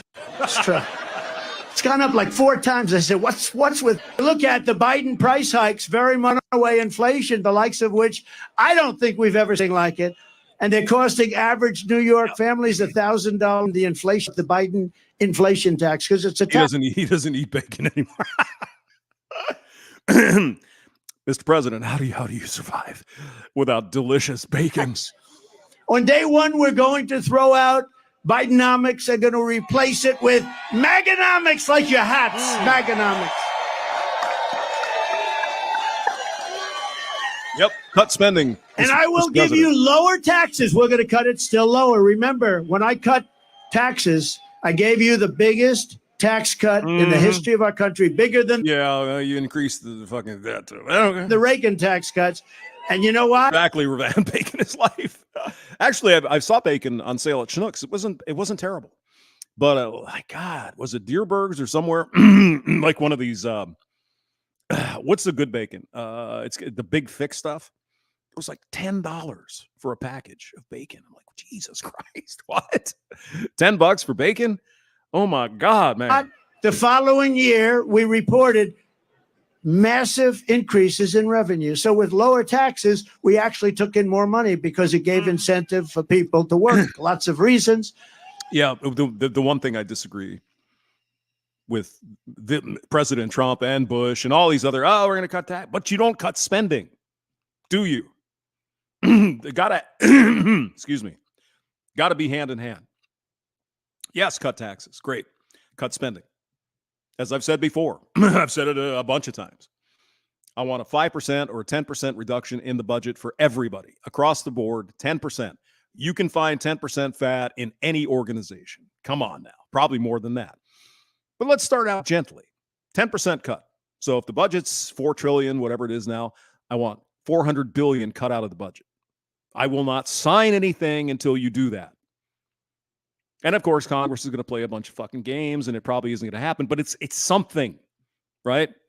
Cut the goddamn budget. 10%, $400 billion. Cut it. Oh my God, the kids are going to start. They're going to tell you everything. Grandma's going to die, all that fucking shit. It's nonsense. Any organization probably has up to 20% even of fat that you can cut easily. And the government's probably about 40%. Come on now. Come on. But I will give you low taxes, low inflation, low interest rates, rising wages, growing incomes, and fair trade for the American worker. Right. And we will make energy affordable again by saying, drill, baby, drill. That's right, SCE. I know. That's why they're so averse. Oh my God, you can't cut spending. If you've ever worked in any government or any government-like place, it's, we got to spend this budget or we won't get as much next year. So they waste it on bullshit. It's just, that's the way it is. Come on, everybody knows that. Go ahead. Drill, baby, drill. Oh, I agree, Revan. Yeah. I mean, stop. If there's any subsidies, stop it. If the electric cars are going to, they got to make it on their own. And there's very few people driving electric cars. Maybe a couple million, whatever. The thing is, it makes sense to some degree in some places, like maybe New York City, right? You drive 10 miles a day. But of course, there's other problems. Where are you going to park the fucking thing? Have you ever been to New York City? Where are you going to park your car? You got to rent a garage. But in some cases, short trips, all that stuff probably makes sense, right? In a big city. Of course, they have rapid transit, so they can take that too. But if you're in the middle of Wyoming, it doesn't make any sense. because you simply have to drive too far.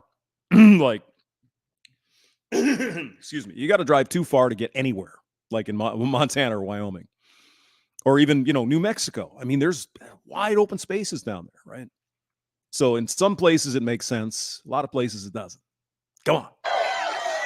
Your energy costs will come down within the first year by 50%. That's not bad. That's a hell of a promise. And it will, too. We can drop that so quickly. Remember, it was his stupid energy policies that caused the inflation. Now it's more than energy. Now everything's like on fire. The whole place is a mess. We will quickly return our nation to the path of prosperity, and we will bring our country back together through unparalleled success. Our country is going to be very successful, and people are going to come together. And I will tell you, a lot of people say, do you think you can ever get the sides together? The sun will recharge your EV while you're driving? Yeah, no, not really. No. There's physics involved, right? You need certain square meters to generate power. I mean, yeah, you can certainly put solar panels on your car. It's not going to hurt, but it ain't going to recharge it. That's just not happening. So, and by the way, I have to say something. Our side is much bigger than their side. You see that? Much bigger. Remember, it's I think a 1 square meter panel puts out 400 watts. So your EV is using a lot more than that. Trust me. We're more quiet, much more quiet. But when we get going, we're much tougher, right? Yeah, Toyota is going toward hybrids only, not complete electric, which kind of makes sense as an interim, in my opinion. Being an engineer and all, the technology isn't quite there. It's not quite there. Eventually, it will be. We'll figure it out. We'll put a Dyson sphere or something around the sun, whatever, right? Something. But eventually, we'll get there. But it's a little bit early, and it's a little too ambitious. Like by 2030, all electric now. That's not going to happen. We don't have the electrical infrastructure for that. We don't have enough windmills. What we don't have is enough nuclear power plants, and we're never going to get those. So yes, EVs are coal powered, by the way. We're much tougher, but it is much bigger. But I saw it. We had the greatest economy in history, and I was getting calls from the other side. I call it the radical left, but left-leaning, to put it mildly, Democrats. Can we get together? Because everybody had the best they've ever had. Mm-hmm. Yeah. Also, I know a little bit about electric stuff, not a lot, but to get the really high efficiency panels, you need all these special unobtainium stuff, and most of that's in China, right? The rare earth metals. So unless we can figure out a technology that can use regular old, iron, for example, we have plenty of iron, or aluminum. We got lots of that.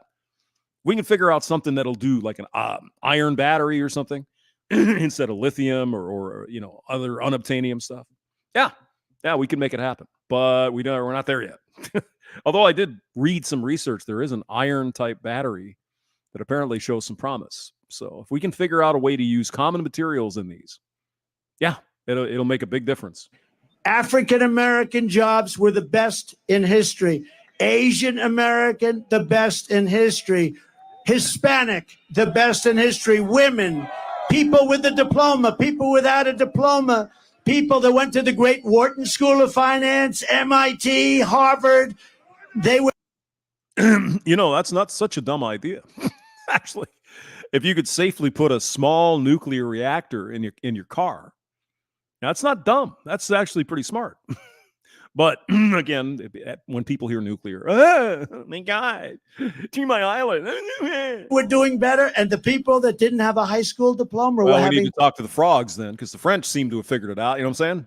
Yeah. Everybody was better. There wasn't one group, not one, that went down, and it was bringing our country together. So it can happen. And when they ask, because I get that question a lot, do you think the sides can Ghost Bill is here. ever get together? And I went through the experience, and we can get together. And then we had COVID come in, and we had to fight that battle. Yep. And we did a great, I've been recognized as having created a great economy and great military, defeating ISIS and all the things. We rebuilt the entire military, created Space Force, all those things. We never got the credit, and we had no wars. Thank you, sir. That's very nice. That's right. Remember Hillary Clinton used to point at me, he will create wars. No. They said his personality will create wars. I said, no, my personality is going to keep us out of wars. And I was right. Yeah. First president in 78 years that didn't start a war. We had no wars. None of these stupid wars. Such a shame. Yep. When you see all the people that died in these horrible wars in the Middle East and everything else, countries didn't. You remember Hillary Clinton gloating over Gaddafi getting whacked. Remember that? Oh, yeah, we came, we saw, and we killed him. Really? Did that help things in Libya? Did it? Not really. Dropping bombs all over the place. Spent $9 trillion in the Middle East. We bombed the hell out of the place. Then we leave. You know, in the old days, to the victor belong the spoils. We don't do that. We bomb the hell out of everyone. Then we come back home. It's so sick. It's so sick and so stupid. These people that led us are so stupid. Especially the Gulf War, right? The two Gulf Wars. The first one, maybe you can make an argument. The second one, I don't know, man. I don't think so. Nope. You want to use that as a last resort. You can solve these problems with a meeting or with a telephone call. Millions of Iraqi people died in that stupid war. Millions. You don't have to drop billions of dollars worth of bombs on people's heads. You don't have to. God bless you. It's called peace through strength. It really is. And there's no reason for it. What they did in the Middle East is so incredible. They bombed the hell out of the place and then they left. But to the victor belong the spoils. We didn't do that. Now, in Iraq years ago, I was a civilian. But I got a lot of publicity for whatever the hell reason. And I said, don't go into Iraq. Don't go into Iraq. Don't go into Iraq. But if you're going to go in, keep the oil. Well, they went in and they didn't keep the oil. And Iraq now has $350 billion in cash from the oil. And Iran, by us destroying Iraq, the military of Iraq, you know, for years they fought each other and they were equal sizes, equal everything. They were equal military partners. And for 1,000 years under different names, they would fight, a religious thing. They'd fight. They'd go 5 feet left, 5 feet right, 5 feet left, 5 feet right. Somebody would say they have gas. Somebody would say they have nuclear. Then they'd rest for a few years and they'd fight again. But we blew the hell out of one side, Iraq. So now Iraq is a subsidiary, essentially, of Iran. Congratulations for the geniuses that got us into that mess. Yeah. Because Iran essentially controls, and that was the other thing. When I was president, Iran was broke. They had no money. I said to China, if you buy, they bought a lot of oil. I said, if you buy anything, but if you buy oil from Iran, we are going to do something to you. What's that? You're not going to do any business in the United States. He said, well, that's the end of buying oil from Iran. Every country was told that. Iran was broke. They had no money for Hamas. They had no money for Hezbollah. They had no money for anything. Then Biden comes in and he takes he takes all of the sanctions off. And they go out, and now Iran has $223 billion. Congratulations. Garrett Grant is here. Hey, you all remember when y'all, oh my God, are you from Missouri, Hamster? Y'all. It's a southern state, so you can say y'all here. You can't say that in Michigan. No, sorry. Do you remember during the presidency of President Obama and Vice President Biden, they delivered billions of dollars in cash to Iran? Remember that? Like big C-47s or whatever, the big transport planes, pallets and pallets of cash to Iran. Remember that? Isn't that interesting? I wonder why they would do that. Huh. And we're the only ones for 5 hostages. We just paid $6 billion. And for electricity for Iraq, we just paid $10 billion. And think of it, Iraq has billions of dollars that we're paying for their electricity. Right. So we were in a position, there was no terror, there was no threat, there was no nothing. And now Iran has become a big threat again. Yeah, I'd rather have Iraq and Iran and all the countries be friendly. You know, I mean, I hate to keep throwing money, overseas, but, we kind of, when it comes to Iraq, we kind of owe them, right? We went in and fucking nuked their country, essentially. So, for no fucking reason. Oh, but Saddam Hussein was mean. Saddam Hussein kept things in line. Yeah, he was a fucking bastard. He was nasty, but he kept things in line, you know? And we took that out, and what happened? Anarchy. And how many of thousands and thousands of fighting men and women died over there? For what? For what? To get rid of one bad guy, to replace him with another bad guy? Pretty fucking stupid, isn't it?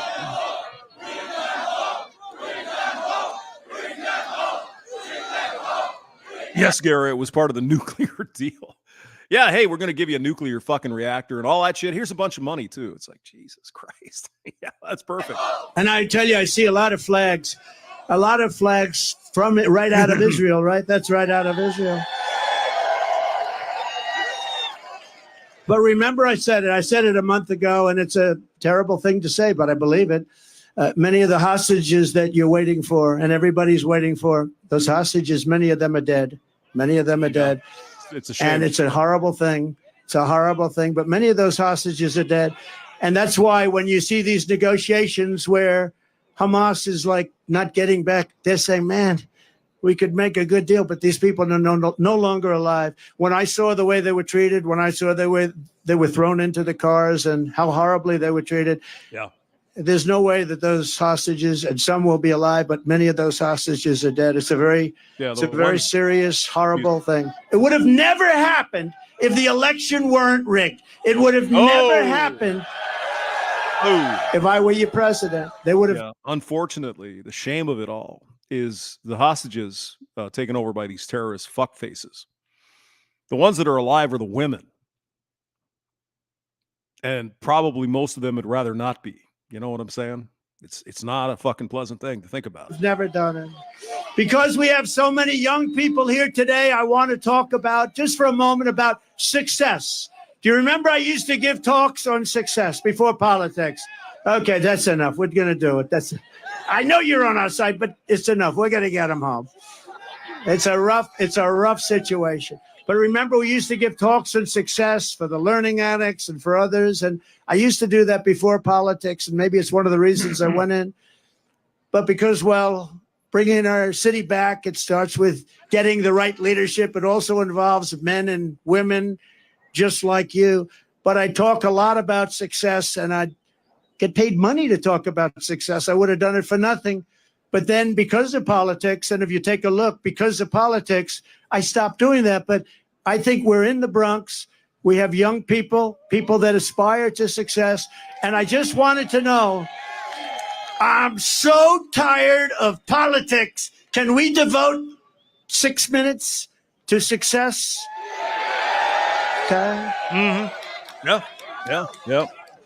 So for all of you young people, I think it's, look, I've been through tremendous. I've had great success. I've had it in entertainment. I've had it in business. I've had it in politics. Yep. I ran for office. What office did you run for? President? How'd you do? I won. Actually, I won twice. We did much better the second time. So, we got millions more votes the second time. But it doesn't compare to this time. There is so much more. We had tremendous enthusiasm when I don't call her Crooked Hillary anymore. I call her Beautiful Hillary because I took crooked and used it for Joe. I see. You got to change it. The honest thing about, and maybe you guys overseas might be interested, but President Trump and Hillary Clinton ran in 2016 for president. Trump won by 23,000 votes. 23,000. No, but it was millions, wasn't it?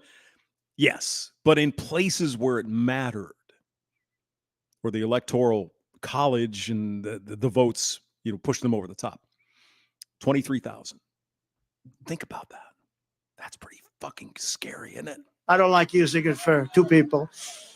But we had tremendous enthusiasm in 2016. We had unbelievable more enthusiasm in 2020 because we did such a good job. In fact, one of the big problems in 2016 was the wall. It was the border. I fixed it so good that I couldn't talk about it in 2020. I kept saying to my people, I want to talk about the wall. I want to talk about the great job I did on immigration. I stopped people from coming in. They said, sir, nobody cares. You already fixed it. I said, this is a terrible thing. You fix it, you can't talk about it. But let's talk about, for the young people, just to listen for a couple of minutes, because we've been talking about politics so long, I'm OD'd. You know what that means? I'm OD'd. Why do you bring that up, Hamster? That's how frighteningly close we got to having Hillary Clinton as president. 23,000. That's fucking scary, bros.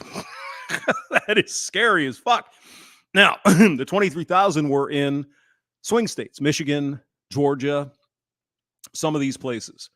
It was just thousands of votes in proper places, electorally. That's why Trump won. Barely. Assuming that was a free and fair election. In 2020, Joe Biden won popular vote 20 million more, which is remarkably unbelievable. OD'd on politics. I'm OD'd on Trump. I turn on the television. Trump. All different stories. Trump. They're driving us crazy. Yeah. So I believe in the expression. Did you ever hear this expression?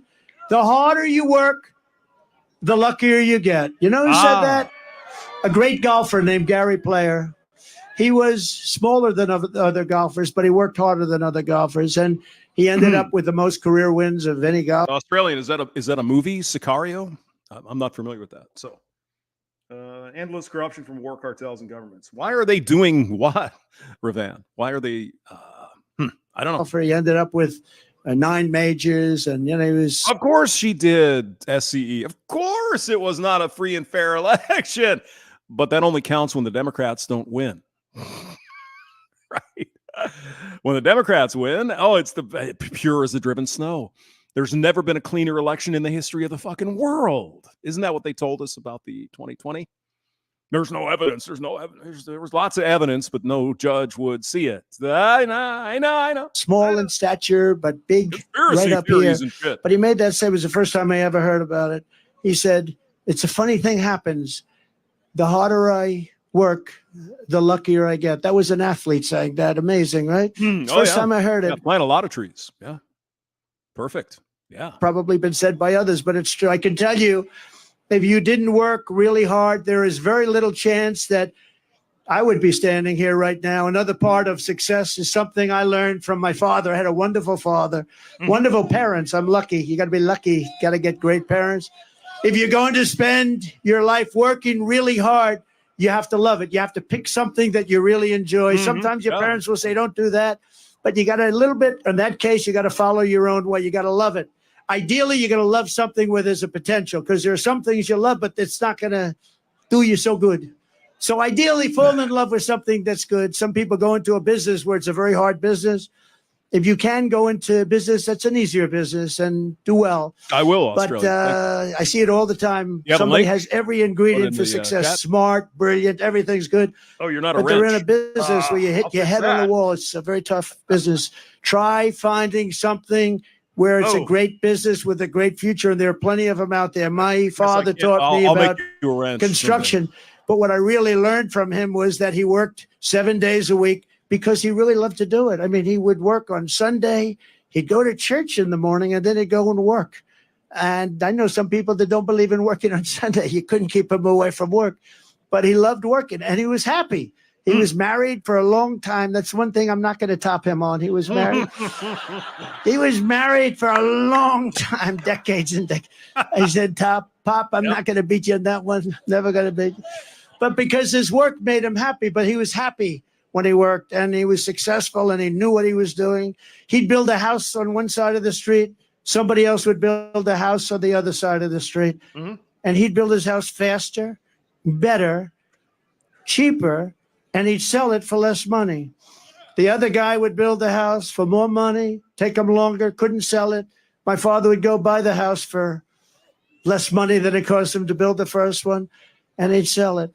And in the old days, a long time ago, his brother was a professor at MIT. My father worked. He was a little younger than my father. My father put him to school. He went to MIT, a very brilliant guy, Professor John Trump. The longest serving professor in the history of MIT, 41 years, I believe. Wow.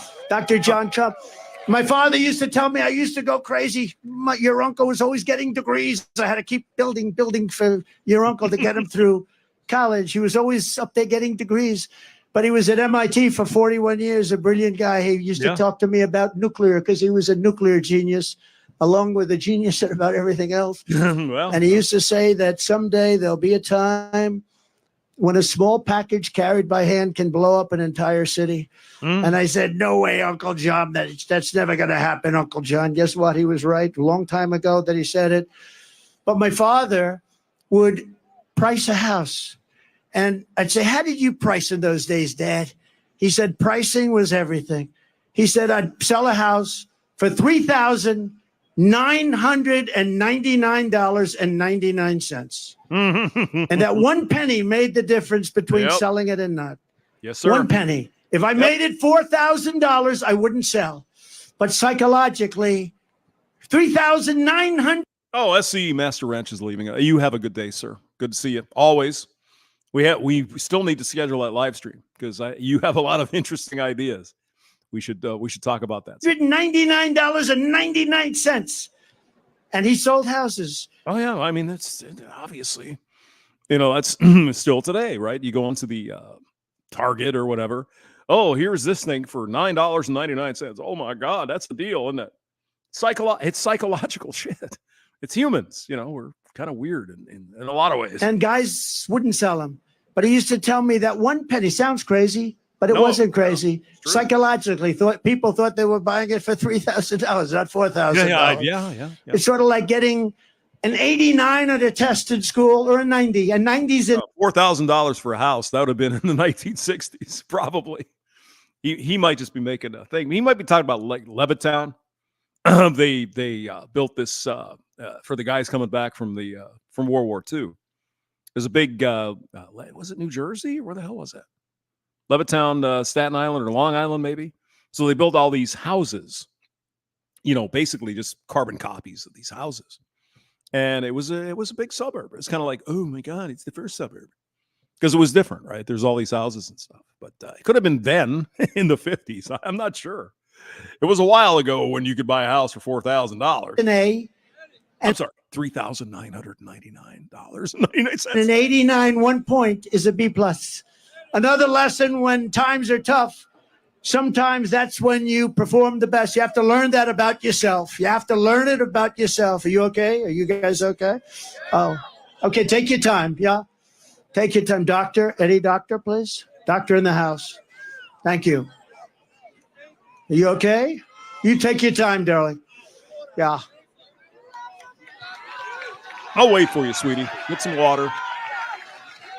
I know it's exciting. I know it's exciting. Yeah, the funny thing is, kind of a funny thing, is that Trump used to walk around New York and he was like a god. A lot of people hated him because, he was an arrogant prick. I mean, to be honest, look at some of this stuff from the late 70s, early 80s. He was an arrogant shithead. And people loved him. He was like the John Gotti, but he wasn't a mobster, right? Take your time. But I'm sure he worked with the mob when it paid off, you know what I'm saying? They love this son of a bitch.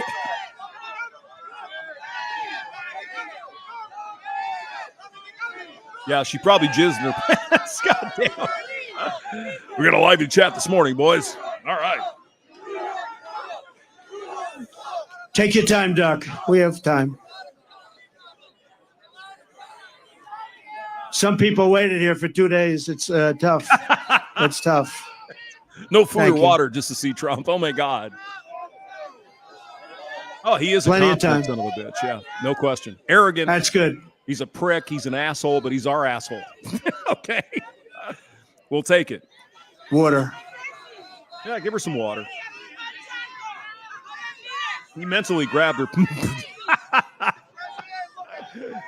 He did it like his brainwaves grabbed her by the hoof. Yeah, the hootie. Oh, there's water drinking water. Trump. Right? Oh, my God. She okay? Oh, but I mean, Trump There was a woman dying in the audience, and he called a doctor in, and he just didn't care. MSNBC. God bless America. Use the force, Trump. Use your feelings. Yeah.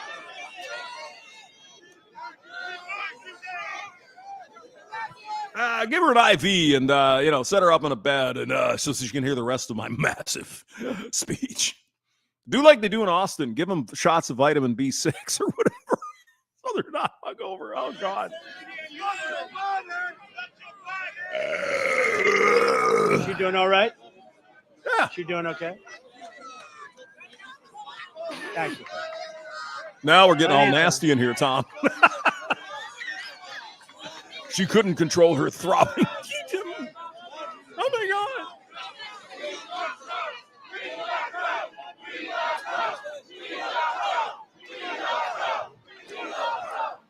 I mean, he does inspire confidence, right? Thank you. And he would be the guy and he would be the leader. He would be the alpha male, right, in the group. No question about that. Doctor, thank you very much, doctors. Yeah, she was so wet. She slipped up. Oh, God. Oh, no. Got a lot of doctors in the house. Thank you very much.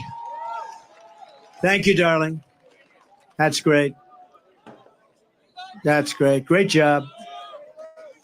People do a fantastic job here. Yeah. Well, you're in New York, best doctors in the world. But it's hot, and it's been a long wait, right? Yeah, it's long probably wait. hot. Yeah.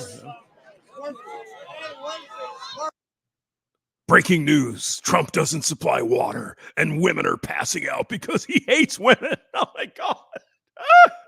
Oh, no. Oh, my God. Biden is confident. He's a fucking loser. He's a useless piece of shit. I'm sorry, Mr. President. You're saying?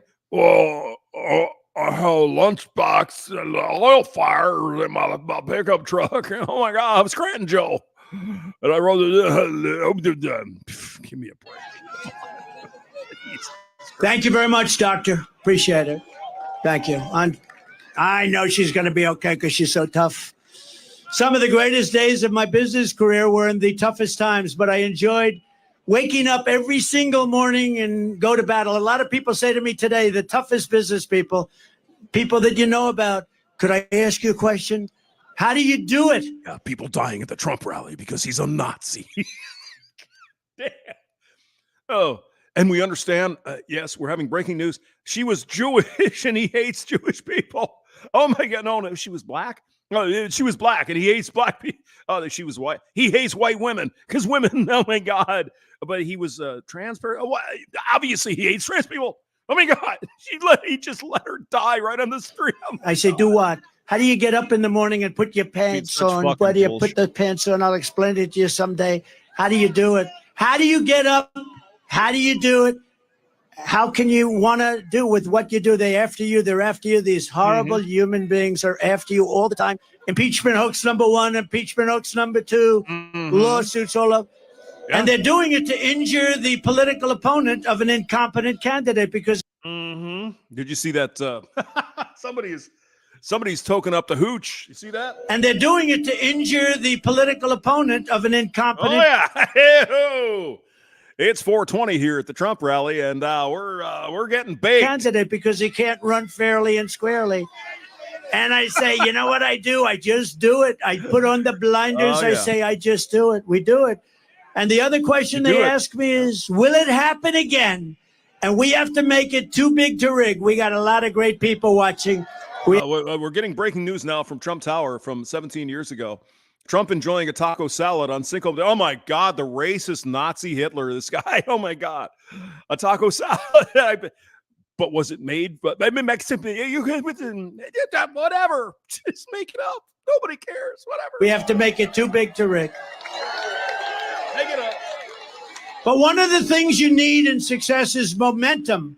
You need momentum. I mean, that's the fucking scariest thing about this is that the news media just make shit up. Just like, I mean, it's so stupid. Oh, Trump was eating a taco salad on Cinco de Mayo.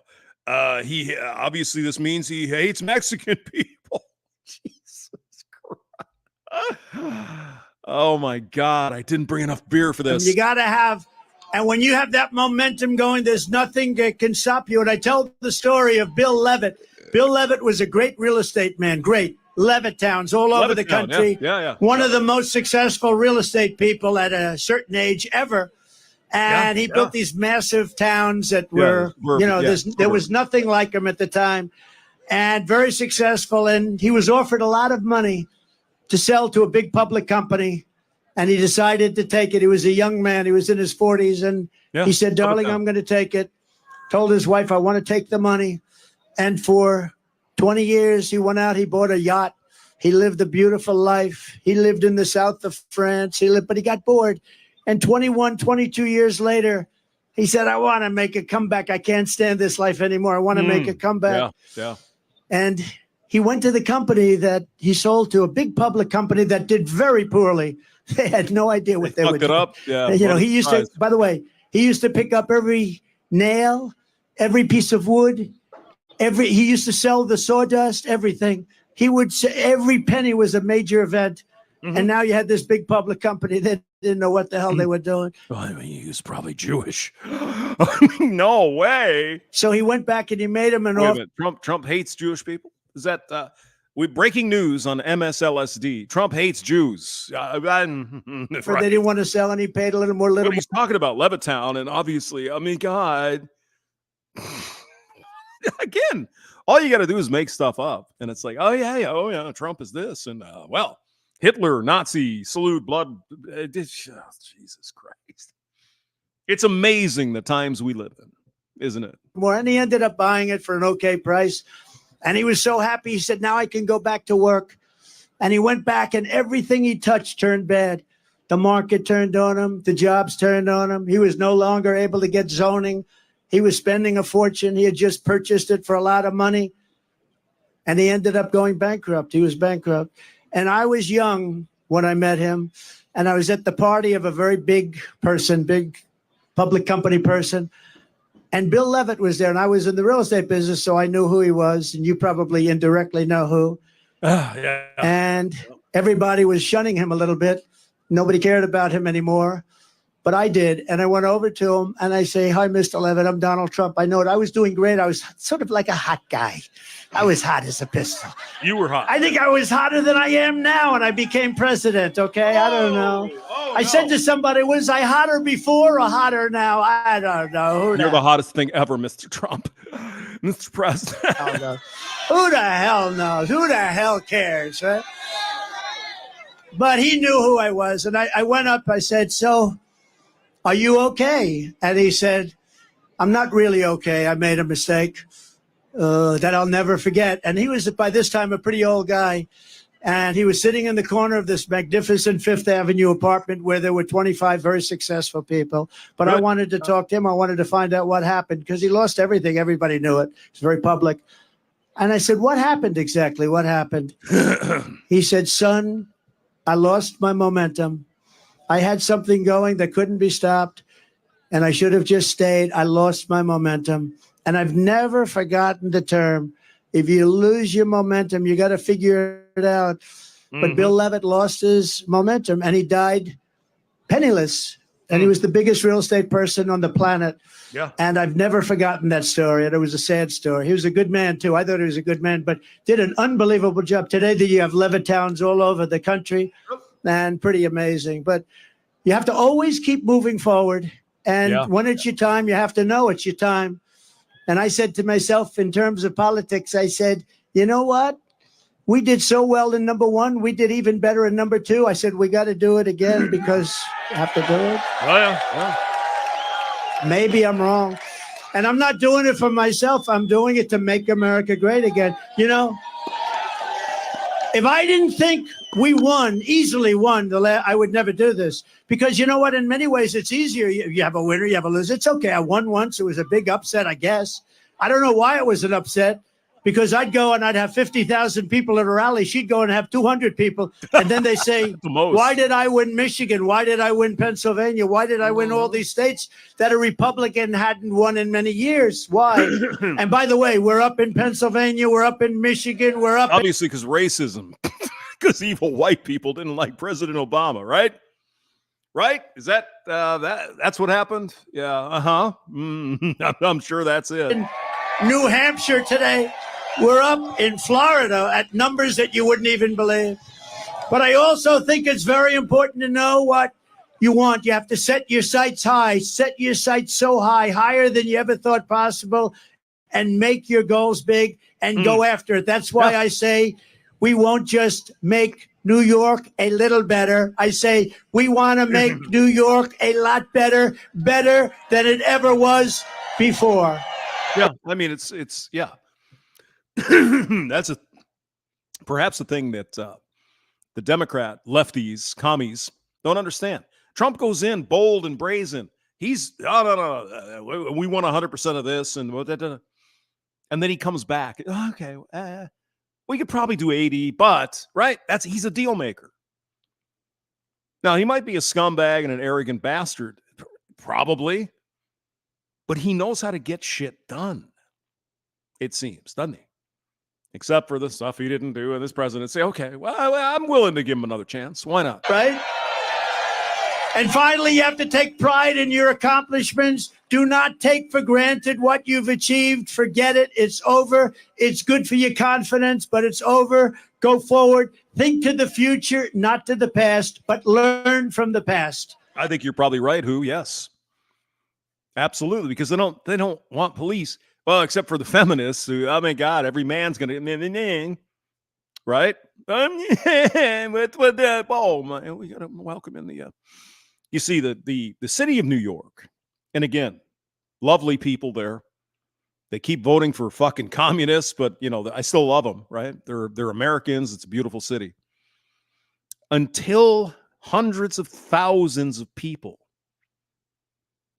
they started flowing in and taking over the shelters, the homeless shelter, Salvation Army, whatever. And they're getting fucking debit cards. Here's some cash, and here's a place to live, and here's some clothing. And then the people in New York are starting, excuse me, what? Hold on now. I live on, 48th Street in the Bronx, and there's all these homeless guys on the street, and they have nothing. We're not getting anything from the government to help these people. Maybe they're drug addicts. Maybe they're just down on their luck. They're men, right? Divorce, whatever. And we got all these people that have been begging for help. They just need a chance. Give me a place to live. I'll get a job. I just need somewhere. Nothing. Nothing. No cash, no cards, no free money, nothing. And you bring in 100,000 people from a different country who are obviously in need. They're having, trouble wherever they're from, economic trouble or other trouble, religious trouble, whatever. And they come in and they get the gold fucking plated treatment. Here's big handfuls of money. Here's a place to live. Here's your clothing. Here's a free fucking phone. Until that happens, when you can see it with your own eyes, you're in the Bronx or Brooklyn or somewhere in New York or anywhere. You got Native Americans, American citizens here who are on the streets, Michelle Obama, and they can't get a break. Government of New York doesn't give a fuck. And then you get 100,000 people who aren't even from this country, and they come in and they get the fucking royal treatment. Until that happens, whatever Trump says about, these immigrants, and doesn't make sense to them. Until they see their neighbors, their friends, the guy on the street can't get a fucking break. Until they see that, and they see what the government of New York, how much they care about the people who are citizens of New York City, who live there, and they vote. And these other people coming in on busloads are getting the fucking 5-star treatment. Until that happens, it doesn't matter. Now that it happened, That's why you get thousands of people in the Bronx coming to support Trump. They finally get it, I guess is what I'm saying. You know, wherever I go, I know that if I could build a skyscraper in Manhattan, I could do anything. It's very tough. Building a 68-story building on Fifth Avenue is hard. With all you have to deal with, I mean, you have unions, you have legal entanglements, mafia, property rights, zoning. Oh, yeah. All that. You're dealing with the smartest and toughest contractors in the world. These are killers. Many of you are here today. Thank you very much. Well, I guess what I'm saying is that unless the problem affects you directly or people you know, you don't really give that much of a shit. Oh, there's some, Hutto, Texas. They got 10,000 illegals coming in, and it's abstract. It doesn't. What do I care? I live in New York. But when that problem comes in, and you can see what the fuckery is, then you start understanding. People of Chicago, another great city. I love Chicago. Everything is fine. Oh, well, illegals. We got to. Then you import 200,000 or 300,000 of them into your city. And you're taking over school gymnasiums. So these people have a place to live. And your homeless people on Michigan Avenue, fuck them. Fuck the people who are living under the bridges. Fuck them. Then you start to understand. Then you know what fuckery is going on here. Know what I'm saying? But by comparison, talking to world leaders, I believe, is easier. And I've done them both. Talking to a world leader, if you're smart, you have the United States behind you. Now, the country's not the same, but it'll be better and stronger and bigger in a very short period of time. I mean, in the UK as well. The same thing. Now, I know a lot of, UK residents are like, But when you have 100,000 of these people coming in, taking over your hotels and your seaside resorts and the council houses and all of the fucking welfare, and you got needy people, English people, who can't get a fucking break from the government. They're getting kicked out of their council houses to let in. What the fuck? What? Doesn't make any sense to us, but it makes sense to the government. I wonder why.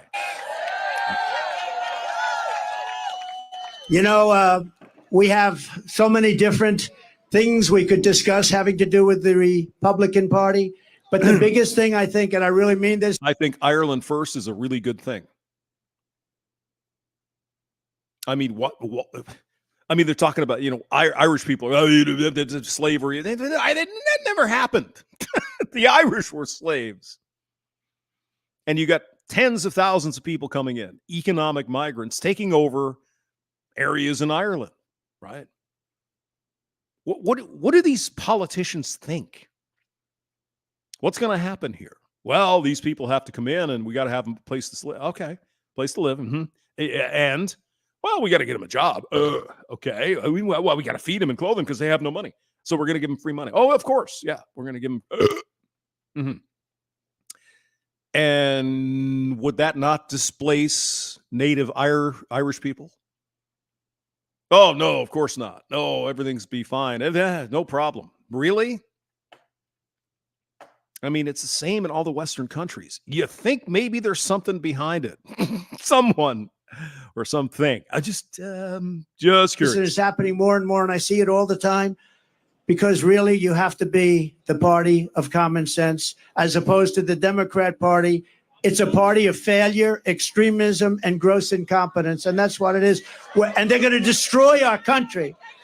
But our country has faced down much harder challenges before and come back stronger than ever. That's why I so firmly believe that we can quickly make America a great and glorious nation again. When I take office, we are going to restore public safety and the rule of law in New York City. Ravan, I don't think I have to say it out loud, do I? They don't like white people. They don't like Irish gingers. Yeah, I know. I'm a Nazi. That starts with stopping the pouring into Or it's like, what's wrong with having an Ireland for Irish people? What the fuck is wrong with that? Seriously, what's wrong with that? Nothing. There's nothing about wanting the United States to be for Americans. What? I mean, if we have all these economic migrants, refugees from Africa, say, for example, can't we find a place in Africa or the Middle East to set up a country for them where they can go and be safe? No. It seems the only solution is to bring them into mostly white countries. I'm just saying. Our country of millions and millions of illegal immigrants, which are causing a new category of violence called the migrant crime. We have a migrant crime happening now. What is wrong with that? What's wrong with having your own country? Nothing. There's nothing wrong with that. Of course, again, the lefty communists have said, well, that's bad. To think of Germany or whatever, think of Hitler. No, there's nothing wrong with the Irish wanting their own country. What is wrong with that? They've been on that island for thousands of years. What's the fucking problem? Oh, well, they're not diverse enough and shit. Why do they need to be diverse? Why? It doesn't matter what the reason is. They just have to be. Add that to the crime already. A terrible statistic. Venezuela was a very crime-ridden country. They just announced a month ago 67, but now they just announced 72%. White nationalist propaganda? Come on now. I think people in Nigeria should have their own country, or people in Saudi Arabia should have. What's the difference? I mean, I don't care what color you are. I mean, in the United States, I don't know where you are, but we have black people. We have all kinds of people. And there's nothing wrong with this nation wanting to be a nation. I don't understand it. I didn't. % reduction in crime in Venezuela. In Caracas, they took their gang members, they took their drug dealers, they are emptying out their prisons. They're taking everybody that's a problem and they're dumping them into the United States of America. We're like a dumping ground. Mario boat lift. Yep. But many countries are doing that. I would say eventually all countries would be doing that. If I headed up Honduras. I agree. I love my country, but yeah, the government's fucked up. Yeah, I agree with that. Go on. If I headed up any one of the countries that are neighboring or not neighboring, and we're not talking about just South America countries. We're talking about countries from Africa. Okay, here's the deal. Not to sound like a Nazi, obviously, because I'm a white guy and Hitler, he's an Aryan fuck. If the people of England or Ireland or Sweden or wherever, they said, you know what, here's what we need to do. We want to bring in these economic migrants because reasons. Okay. But the people don't get to decide this. Right? It's the government. Suddenly out of nowhere. Oh, yeah. Why don't you ask the people? Let the people vote. Should we do this or not? They don't want to do that. You know why? Because they know what the answer would be, don't they? I know. The other day, 22, think of it, 22 people from the Congo. Where do you live? We came from jail. What did you do in jail? We don't want to tell you. They're now living happily. They come from Africa. If you're talking about men and women from the Congo, which has been a fucking shithole for decades. Why is that, hamster? Well, after the Belgians fucked them over for a long time, it's been nothing but warlord after warlord after warlord. It's a shithole. I understand people from the Congo want to get the fuck out of there. I understand. You're welcome here anytime. No problem. You have a reason and a necessity to get the fuck out of that crap hole. Okay. Haitians. Absolutely. You come on in, man. Cuba, come on in. Oh, wait, except when Obama's the president, then we don't want Cubans anymore. I wonder why that was. Any ideas, people? No? From Asia. They come from all over the world. They come from the Middle East. Yemen. We're bombing Yemen. Here we go with the bombs again. We're bombing Yemen. And people are coming in from Yemen. Large numbers of people are coming in from China. And if you look at these people, did you see them? They are physically fit. They're 19 to 25. Almost everyone is a male. Yep. And they look like fighting age. I think they're building an army. They had 29,000 people over the last. I think they're building They want to get us from within. I think they're building an army. This is not, it's interesting. Did you see them? They all have tents. They all have gas-fired stoves. I mean, this is not like an illegal immigrant. They're building something. They have something in mind. That's the crazy thing that I've seen. Now, I might be crazy. Excuse me, hamster. I don't think there's a mite involved. I look at some of these people coming in across the border, right? The southern border in Mexico. And, economic refugees, whatever. They all seem to have cell phones.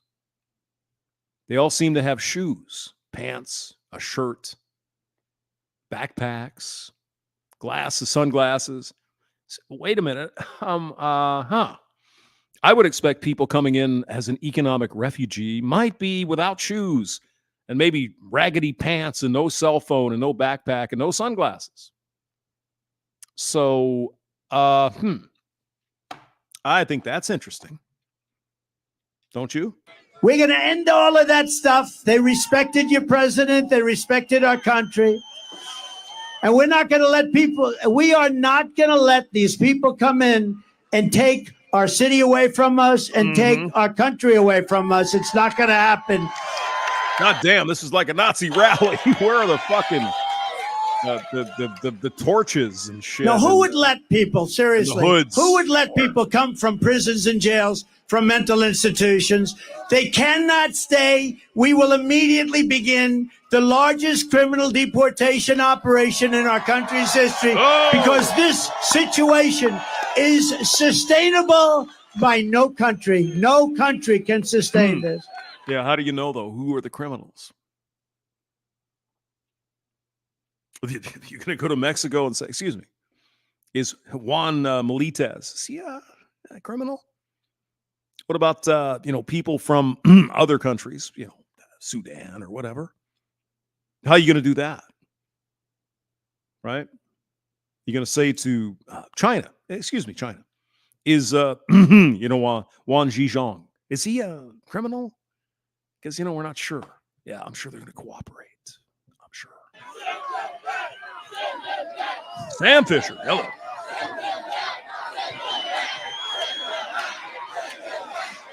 As we speak, there are hundreds of thousands of Biden migrants invading our city and our... Spearman, nobody's going to touch the 19th Amendment. Come on now. That's just a thing we do online to fuck with the feminists. It ain't going to happen. Country. We no longer have border states like Texas and Arizona. All states, including New York, are your border state. The people are pouring through Texas. They're pouring through Arizona. They're pouring through every state. Every state is now a border state. Every state is now, we're talking about, in my opinion, 16 to 17 million people. And these are not necessarily people that are going to help us as a country. We want to be nice. We want to be respectful.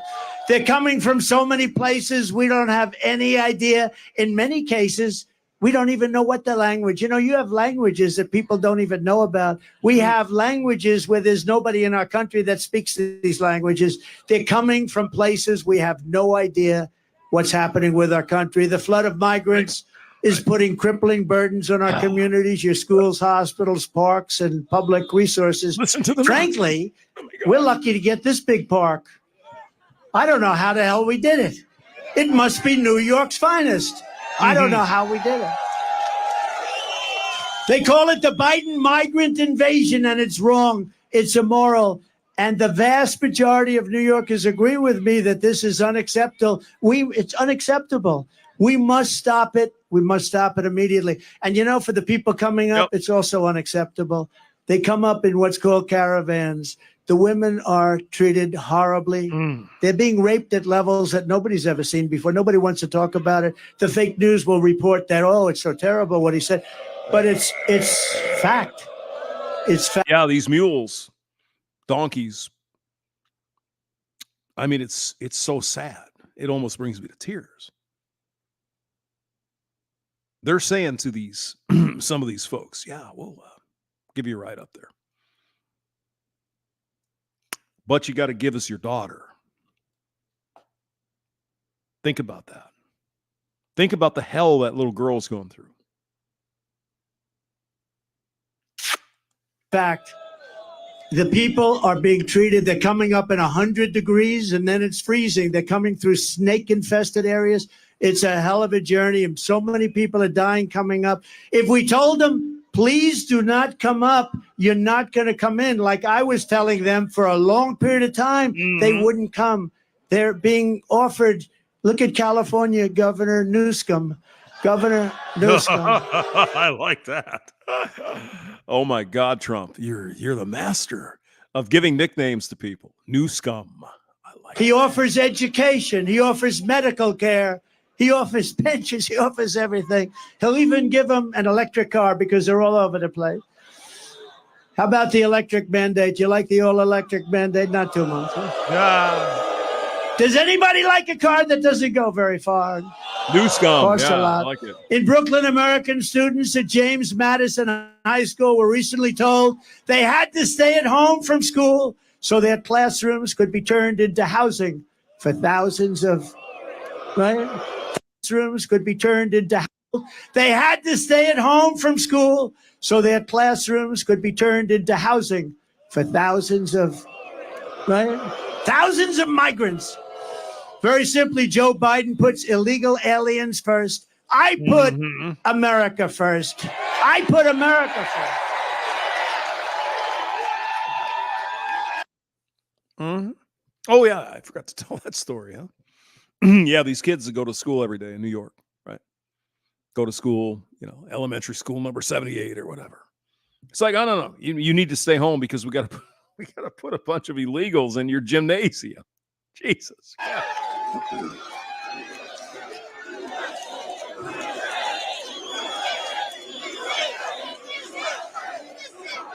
Would anybody, now this is up to you, has anybody heard the snake? Would anybody like to hear the snake? Snake Plissken? Because we can stay here all night. I don't care. Oh, yeah. Would you like to hear the snake? Tip your waitresses and have so the it's veal. a metaphor. It's an old song, and it was redone. It didn't have anything to do with snakes or people or illegal immigration. But this has to do with illegal immigration. And I think it's very accurate, actually, and it's very sad. But I'll go and we'll do it. And some of you have heard it. And I mean, let's be honest here. We're spending billions of dollars for the comfort and aid of these people coming across our border. And we got the kids going to our school, American kids. They can't even get a decent education. You got mothers, families who can't afford daycare, for example, so they could go to work. Nothing to be done about that. Oh, no. No. Sorry. We got to spend billions of dollars to do shit for people who aren't even citizens. I mean, how much more plainly can you say it? This is fucked up. There's something wrong with the system. And I think we all agree, or most of us anyway. many of you haven't. But we're going to do it right now for the great people of the Bronx and elsewhere. We love the Bronx. We love the Bronx. We heard the snake before. Okay. I also want to thank New York's finest. I grew up with them. I know them. I love them. I love our firemen. I love our teachers. These are incredible people, and we have to bring the word respect and honor back to them right where it belongs. A few weeks ago, I visited with a grieving family, New York police officer Jonathan Diller. What a beautiful family. He was a beautiful person. He was 31 years old, gunned down during a traffic stop by a vicious thug. And just horrible, leaving his beautiful young wife behind, a son, Ryan, behind, 1-year-old son. And it was the saddest day. It was a horrible thing. Opened the door and just started shooting him. The criminal charge was savagely murdering Officer Dillon, was previously arrested by the NYPD 21 times. And he was allowed to go out because of the political things they do here. Yeah, all the fucking no bail for murderers and shit in New York. Come on now. Oh, well, it's racist because, white people are going to get the only one they want to keep. If I ever said, I want no bail, they'd say, you got to pay a fortune. If I ever say, oh, no cash bail, that sounds good. That sounds good. No, it doesn't apply to Trump. I'm the only one it doesn't apply to, probably. And the accomplice driving the car had been arrested 14 times and was actually a far more violent person. And his nickname was Killer. They called him Killer. These dangerous and violent repeat offenders should never have been on our streets. Abso-fucking-lutely. Correcto, Mr. President. Jonathan should be alive today, but they were released again and again and again. I will not sit by and accept this reckless insanity when I am in the White House. I will stand up to the Marxist DAs and Soros prosecutors, and we will tell them no more. We're not going to stand for it. We will not let them destroy our communities. We will not let them destroy our country. There's a 53% increase in felony assaults on your subways. 53%. That's in a short period of time. Yeah.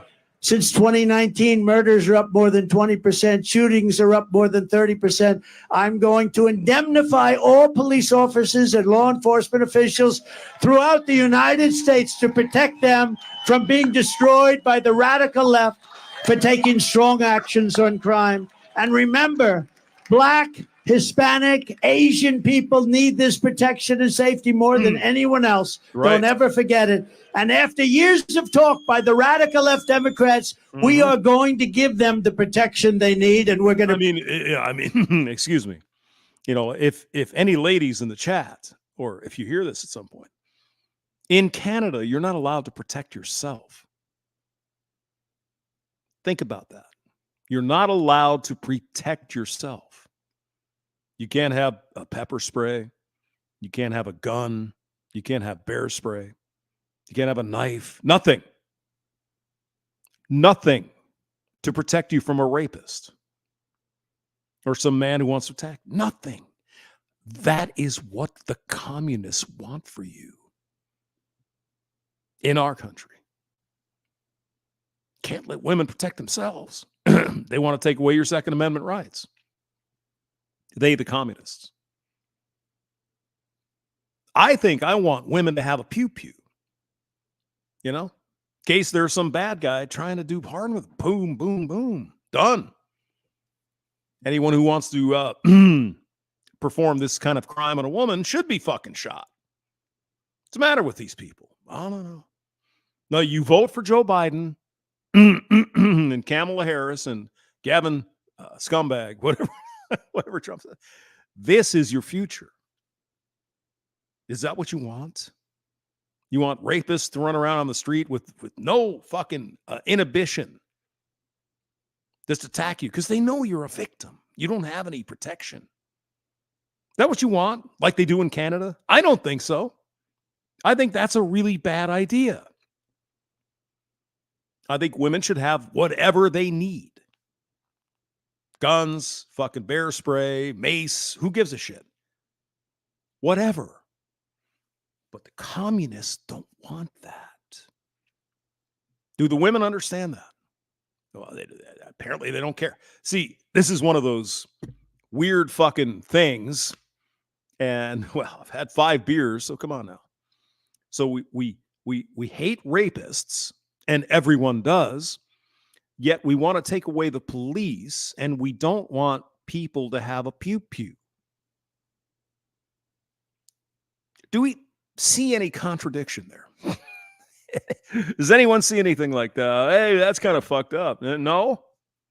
Apparently the feminists think to protect our police. We're going to make sure they do a great job. They can do it very quickly. They know who the bad guys are. They know everything about them. They know their name. Yep. They know their middle initial. We're going to insist that if a violent criminal murders a police officer, they receive the death penalty. Exactly, Ravan. If it was a criminal in New York City, it's like, oh, yeah, this is like a fucking holiday. It's great. But, I mean, why do women not understand this?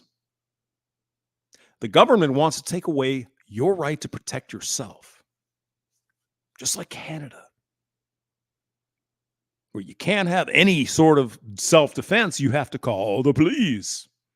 Except the police aren't there because the police are obviously being reduced in number because evil police and then how does this not make sense?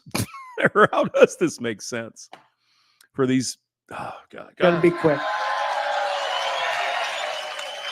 And I also want to work with your mayor and your governor, happen to be Democrats, to clean up the homeless encampments so that you can once again enjoy your parks and your public spaces. Right now, you don't have public spaces. They're occupied by migrants in tents. Or just walk down the street and not be assaulted by criminal fucking people. What's wrong with, I mean, isn't that one of the things, right? With the feminists, right? I want to be able to walk down the street at 2:00 in the morning without any. Yes, absolutely. You shouldn't have any harm come to you. 100% agree. But if you have fewer cops and no pew-pews and no bear spray, do you see? The feminism wants to limit you, not let you free. What the? Let's wrap it. Go ahead. Pleasures as simple as a walk in the park or watching your children again play in a Little League game will come roaring back, and they're going to come back very quickly. Your lifestyle and the American dream will be with you once again, and we're going to bring it back, the American dream. You don't have an American dream right now. Yeah, that's exactly my point. Yeah, take away all methods for women or other, Americans to protect themselves and rely on the police to do that for you, and then reduce the number of police and cut their funding. Fucking sense does that make? It's crazy. You will be proud, and your children and your country will be even prouder of you. Years ago, people with severe mental illness were in mental institutions, and then a certain governor, I won't mention the name because at this point, what difference? They dumped all of them into the streets because they said those institutions were too expensive to run. So now they live on our streets, and that's what we have. This is no good for anybody. It's bad for the people who need help, and it's bad for the people of our city, and it's a horrible, horrible way to live. I want to work in partnership with your local leaders, Democrats, pretty much all, and move the severely mentally ill off your streets and back into a place where they can get help, and the help that they desperately need. Yes. I want to recognize, by the way, a few very special people. You have some really great people here, and I'm sorry I can't mention all. We have congressmen all over the place, but I just can't mention you today. You're never going to speak to me, but would anybody like to hear these congressmen's names? Oh, come on. But I do have to mention a few people. We're truly honored to be joined by a man who is a Democrat and a former member of the New York City Council, and he's been a friend of mine, and he helped me very much with the Ferry Point project and getting it working, and did a really good job. Ruben Diaz Sr. Come on up, Ruben. All right. Yeah. Good. Ruben Diaz Sr. Good. Thank you. All right. Got a cowboy hat on. Mr. President, I am a Puerto Rican, a black Puerto Rican. Puerto Ricans, yeah. I used to be a state senator for 15 years. And I used to be city council member. Today I'm here for various reasons. But I want to tell you first that as a Puerto Rican, as a Hispanic, I want to apologize to you for the conduct of George Juan Merchant. As a Hispanic, I want to apologize. Thank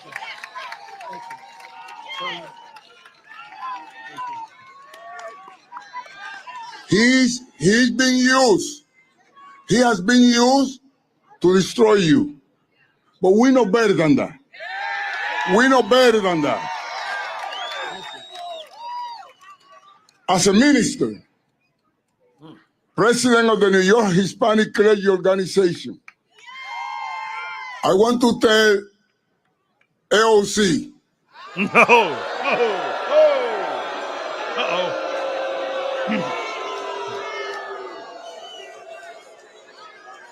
This morning, she intended to become a prophet. And she said Even God doesn't want Trump in the Bronx because it's going to rain. Madam Prophet AOC, you have become a false prophet. False prophet. Yeah. Look at what a beautiful day. Yeah, Smear Man, I don't disagree. That means that not only you guys want Trump in the Bronx, because if we're going to measure that for the weather, then I would say humbly that even God wants you in the Bronx.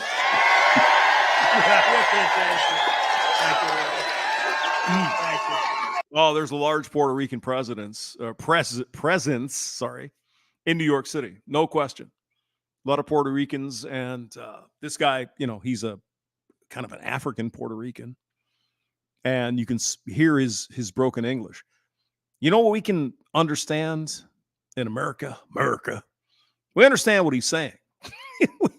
Yeah, he's speaking kind of broken English. This doesn't matter.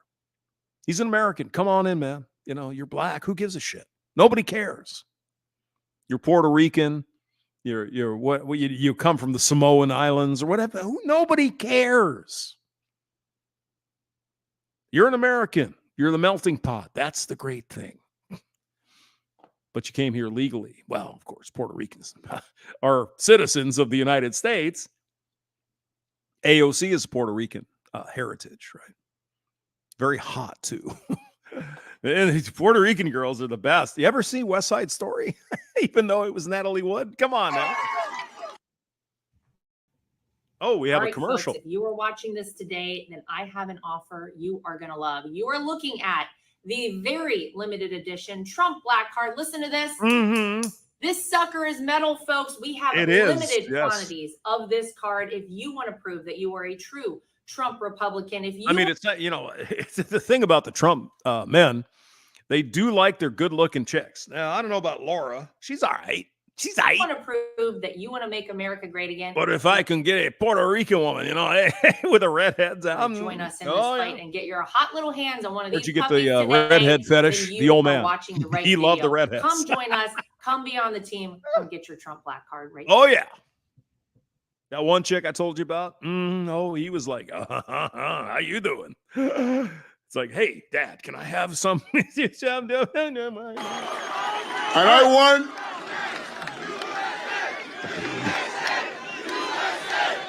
I want to close by saying,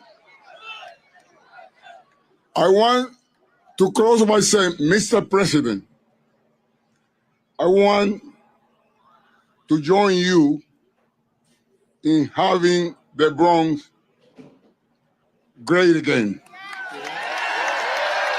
Please accept this Democrat, this black Puerto Rican with a kinky hair and a broken English. Please accept my endorsement for you as a president. Thank you very much. And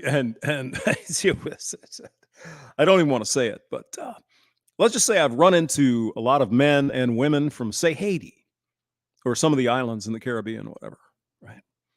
And they come here and they make the best Americans. That's all I'm going to say. And, that's it. That's a beautiful job. Thank you. They come here and they know the horrors of their fucking socialist shitholes. If you're interested in the history of Haiti, the country in the Caribbean, there's Haiti and Dominican Republic.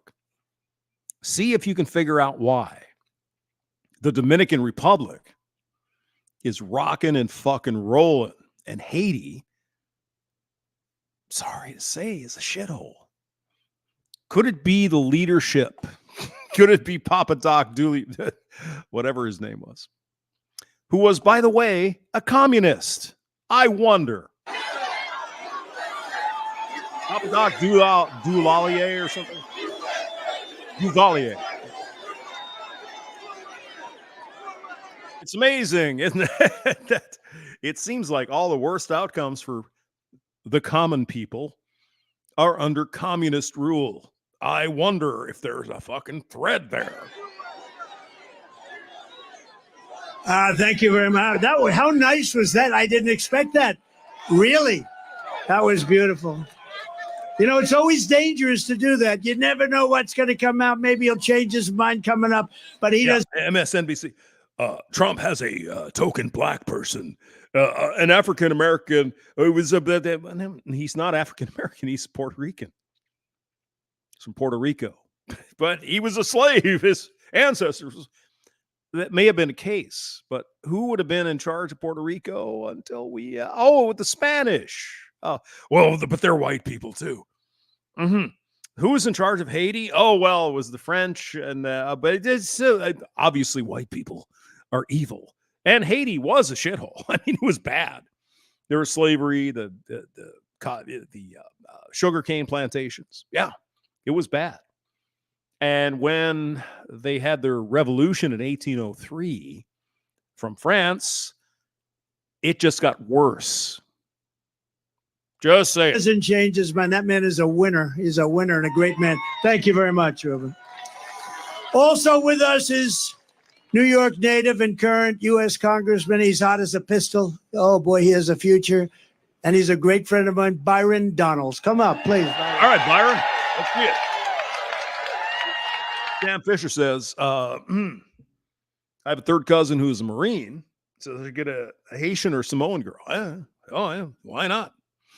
I would personally go for the Puerto Rican girls, but I'm sure the other two girls, the Samoans and the Haitians, are just perfect. I like the Puerto Ricans, you know. How you doing? All right. Oh, another black Nazi. Where does Trump get all these black Nazis from? Mr. President, there's more of them here now than when I was up about an hour and a half ago. Oh, my God. If there's one thing we know, is that this man was one of the best presidents this country has ever had. Amen. And if there's another thing that we know, is that all of you are going to make him the 47th president of the United States.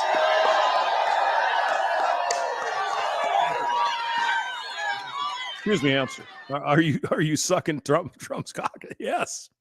Yes. Yes, I want President Trump to be reelected. Absolutely. Thank you, Byron. Great. Yeah, that's a good question. I mean, he's a black guy, so he obviously doesn't know how to use. Get the fuck out of here. How is that not the most racist thing that was said? Well, these black kids don't know how to run a computer. What the fuck? What is wrong with you? Are these people who say this bullshit living in the 60s? What do you mean black kids can't run a computer? What kind of fucking racism is this? It's ridiculous. What a good future. Here as well as rapper Chef G. Does everybody know G? Chef? Oh, yeah. Where is Chef G? Give it up, Chef. Where is he? Come on up, fellas. Rapper Sleepy Hollow. Yeah. Smoking Come black on Nazis. up here, fellas. Yeah, here we go. How are you, man? Hey. MSNBC. Oh, I like Nazis that. came up. I The wanna get rappers, that they're done. Nazis. Yeah, whatever. Fuck it. And fuck you. How about that? One thing I want to say. Yes, sir. One thing I want to say. They always gonna whisper your accomplishments and shout your failures. Trump gonna shout the wins for all of us. Yes. Make America great again. Appreciate you. Man, they got some nice fucking chains, though, bro. Yo, man, they got nice chains. Thank you very much. That's what I like those teeth. I want to find out what they're not. They're not really authentic black people, because black people with them in gang. Jesus fucking Christ. Oh, this is in the MSNBC. Black Nazis came on. Where are their hoods? That's the question we have tonight, Jake Tapper. where you did. I got to get my teeth like that. I want that to happen to me. I know, Spearman. It's kind of fake. It's fakey. It's political, posturing. But if these guys are real and they believe that, God bless them. I don't think Trump is paying them. Hey, I'm going to give you $100, Fitty, to come up here and endorse my ass. So you can vote for it. I don't know. Probably not. Some black people are fucking sick of this bullshit. They're sick of it. Oh, you're black. You got to vote. Joe Biden said it himself. If you don't vote for Biden, you're not really black. What the fuck does that mean? What does that mean? Black kids in New York they don't understand computers. What? How is that not the most racist thing you've ever heard? Far more racist than Trump has ever been. Trump, come on now. Somebody with a fantastic future in the Republican Party and beyond, Gavin Wax. Thank you, young Republicans. Gavin, yeah, there you wherever go. you are. Thank you, Gavin. Oh, he's a black guy, though. So Adam Solis of New York, Young Republicans, who's been fantastic. Thank you. Thank you very much. Thank you. Good job you're doing. Madeline Brame of Blexit. Thank you, Madeline. Blexit. Thank you very much. Good. Yeah. Somebody that's a real star in politics and done an incredible job and so popular in Nassau County. The county executive, Nassau County, Bruce That's in Long Island, Blakeman. right? Come up, Bruce, for a second. Yeah, Come up, Long Bruce. Island. Where Yeah. is Bruce? We got to get Bruce. Where is he? Oh, my God. That's a long... MSNBC. Trump didn't understand where the person he was introducing was, so he's fucking just as fucked up as Joe Biden. Clearly, he's mentally incompetent. Way to come up the hell with Bruce, right? Come on up, Bruce. Come on. This guy is central casting. If I'm doing a movie on a politician, this is the guy I have playing. Come on. Oh, there we go. Another evil white guy. So, hey, now, where's your polished hood there, bro? Hello. Thank you very much, Mr. President.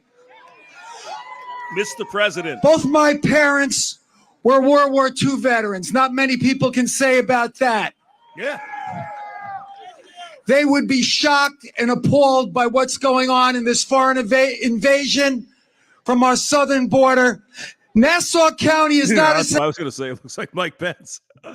I don't think Mike Pence has that much energy, though. But sanctuary county. And when Donald Trump gets reelected, this will not be a sanctuary country. God bless America. Hey. All right. Thanks for the $100. Appreciate it. Good man. Good man. I mean, it's political bullshit. We all know that. Thank you very much. National Committeeman and Chairman Joe Cairo. Joe, thank you. Thank you. Thank you, Joe. And Andrew, thank you very much for being here. Star of the future. I heard you made a good speech. Thank you very much. Thank you all. Thank you, everybody. We have so many people out there, but we're going to finish this up. This has been, I didn't know. I woke up, I said, I wonder, will it be hostile or will it be friendly? It was beyond friendly. It was a love fest. I didn't know I was going to do a 3-hour stream, Trump. So, I mean, there was, or 4 hours. Where were we at here? Long time. Me love you a long time. From the very first day that we take back the White House, I believe we are going to have the 4 greatest years in the history of our country. We're going to restore peace through strength. We're going to keep radical Islamic terrorists out of our country. Yep. We're going to protect our great seniors, and I will never let anyone touch your Medicare or your Social Security. Under the Democrat program, they will be gone. We are going to restore free speech in America. We are going to fight for your right to school choice, something you all want. And I will not allow schools to impose COVID vaccine mandates or mask mandates. Well, okay. That was a few years ago, though, Mr. Trump. Sorry, Mr. We are going to get far-left Marxist lunacy out of our children's classrooms. We're going to keep men out of women's... I wonder if Trump has got some foreshadowing there. Oh, we're not going to let this happen again. Sports. I mean, he's still clearly he gets security briefings. The former president gets top secret shit, right? So he might know something. Just saying. And we will once and for all secure our elections. But all of this, saving New York and saving America, starts with telling crooked Joe Biden, the worst president in history, you're fired, like the upper. You're fired. Get out. You were terrible. You're destroying our country, Joe. Get out. If you want to help, you must vote. I believe that we can win New York State. We have levels of support that nobody's seen before. I mean, look at this. So register, volunteer, turn out everyone you know. Don't assume it doesn't matter just because you live in a blue city. You live in a blue city, but it's going red very, very quickly. We must work together as a team to win. New York has always been the home of proud patriots like you. You are proud patriots. You love this. Yeah. You love this city. You love this state, and you love our country. New York was the city loved by Teddy Roosevelt, Norman Rockwell, the great Flo Ziegfeld, General Douglas MacArthur, George Gershwin, Frank Sinatra, and in baseball alone, Babe Ruth, Lou Gehrig, Joe DiMaggio, Jackie Robinson, and many, many others. It's a city where workers and skilled craftsmen strode across steel beams 80 stories high to build the great Empire State Building and the Chrysler Building and all of the others. It's the city that lit up the shining lights of Broadway, that turned Times Square from a seedy, dirty, long-forgotten area into one of the greatest crossroads of light and glamour anywhere in the world. And it was Rudy Giuliani who did that. I know. He's another Nazi. It's a city that produced generations of everyday American heroes who willingly spilled their blood and gave everything they had to make America into the greatest nation in the history of the world. Above all, this is the place that every one of us here today has been proud to call our home, our town, our city. Yep. And we are the ones who are going to make our city great again.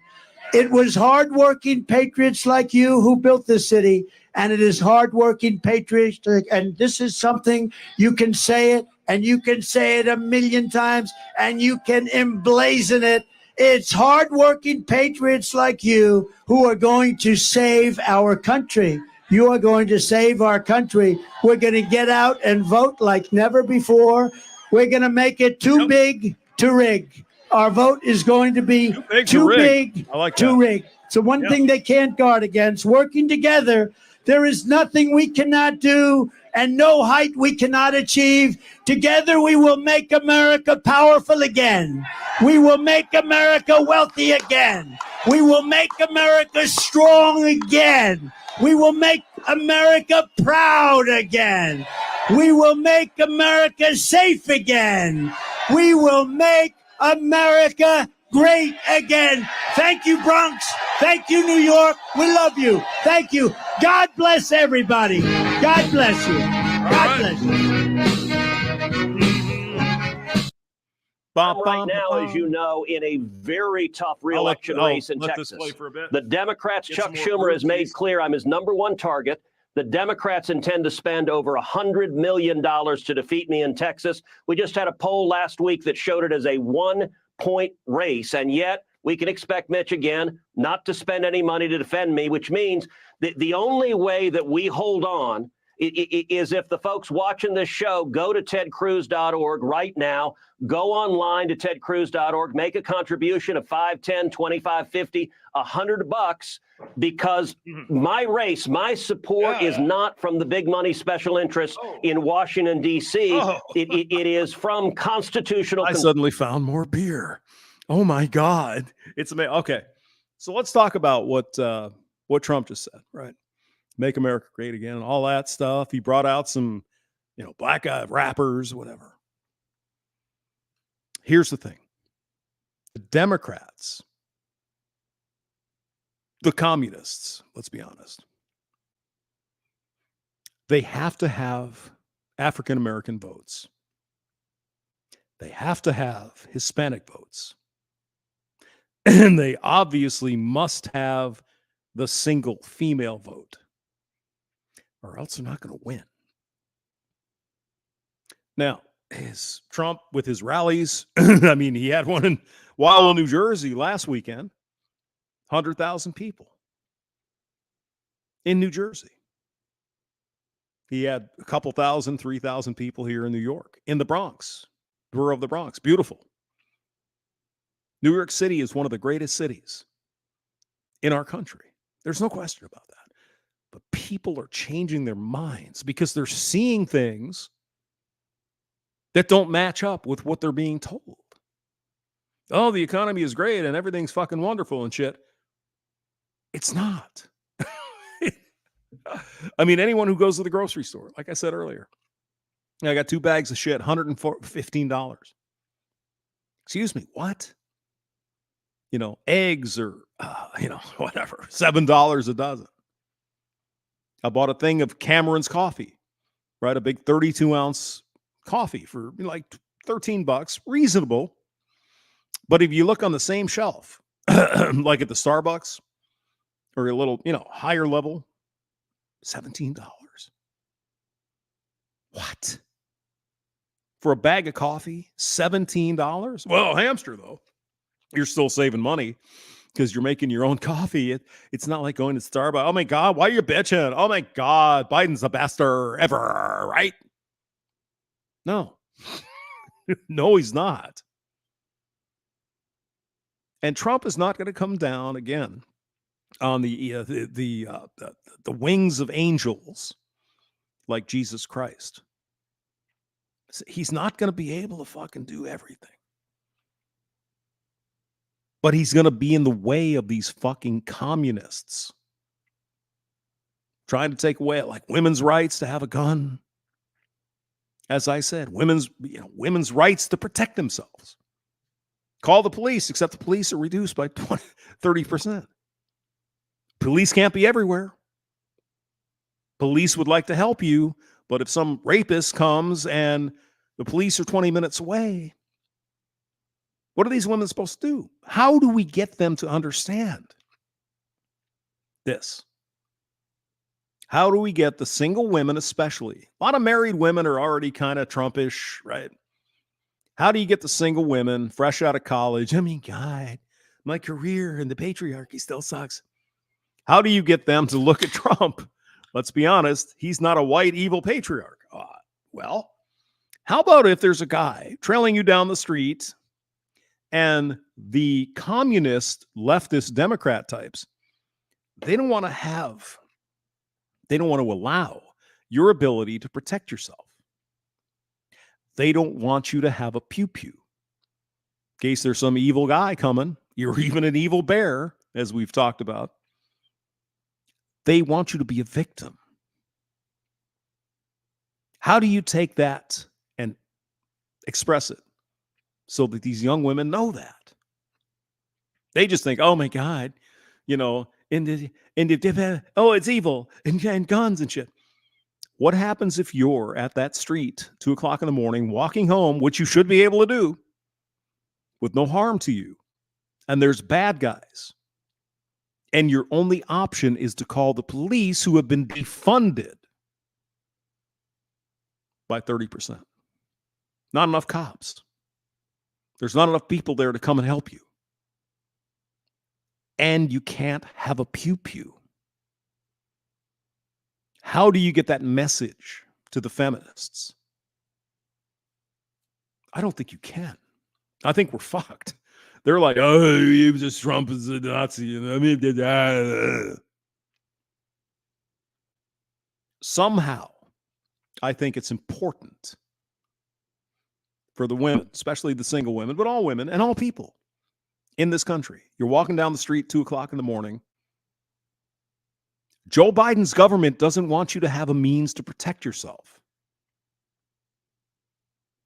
They don't want you to have a little gun or spray or whatever. They want you to call the police, and 20 minutes later, after everything is already done. See what I mean? How do you get that message out? How do you get that message out to a single woman in New York City who wants to go downtown, have some fun, right? And there's fucking drug addicts and there's fucking evil people on the sidewalk, sitting there sleeping, shooting their drugs up, and they're looking at her like a piece of meat to abuse and take advantage of. And yet, you don't have the means to protect yourself. How do you make that point? I don't know. I mean, it seems obvious to me, right? You should be able to have a pew-pew and bear spray and all those other. No. What you should do is go out there with no protection for yourself and call the police. And at the same time, they're defunding the police. Make it make sense. Just do it. Try. It doesn't make sense. So if Donald Trump can kind of somehow make that message, I think there's no way he's going to lose. It's like, you support abortion. Okay. All right. Abortion things off the, whatever. Here's the deal, and explain what I just said. And try to make these women understand. The government of Joe Biden wants to make you a victim. You don't want to be a victim, do you? Of course not. I want to, go downtown and party and then not have anything. I agree. Yes. 100%. You shouldn't have any problems with drug addicts and fucking evil people on the fucking sidewalk. But to get there, you've got to support your ability to defend yourself. But I don't want to do that. I understand you don't want to do that. And I understand that people shouldn't be doing things to try to, we don't live in a perfect world. So how do you square the circle? Take away the police and your guns and your bear spray. How does that help you? How does it make you feel safer? Oh, well, my Uncle Charlie, he doesn't have his M15 anymore, so I feel better. Really? What about that's just crazy talk. Anyway, I have to go have breakfast because it's early and shit, and I'm not. All right, you guys. You take care. Good to see you all. Glad for the comments. It was a really good. It was a raucous comment section. Always good to see you all, and maybe we'll do something a little bit later. We'll see. All right, take care. God bless. Bye-bye.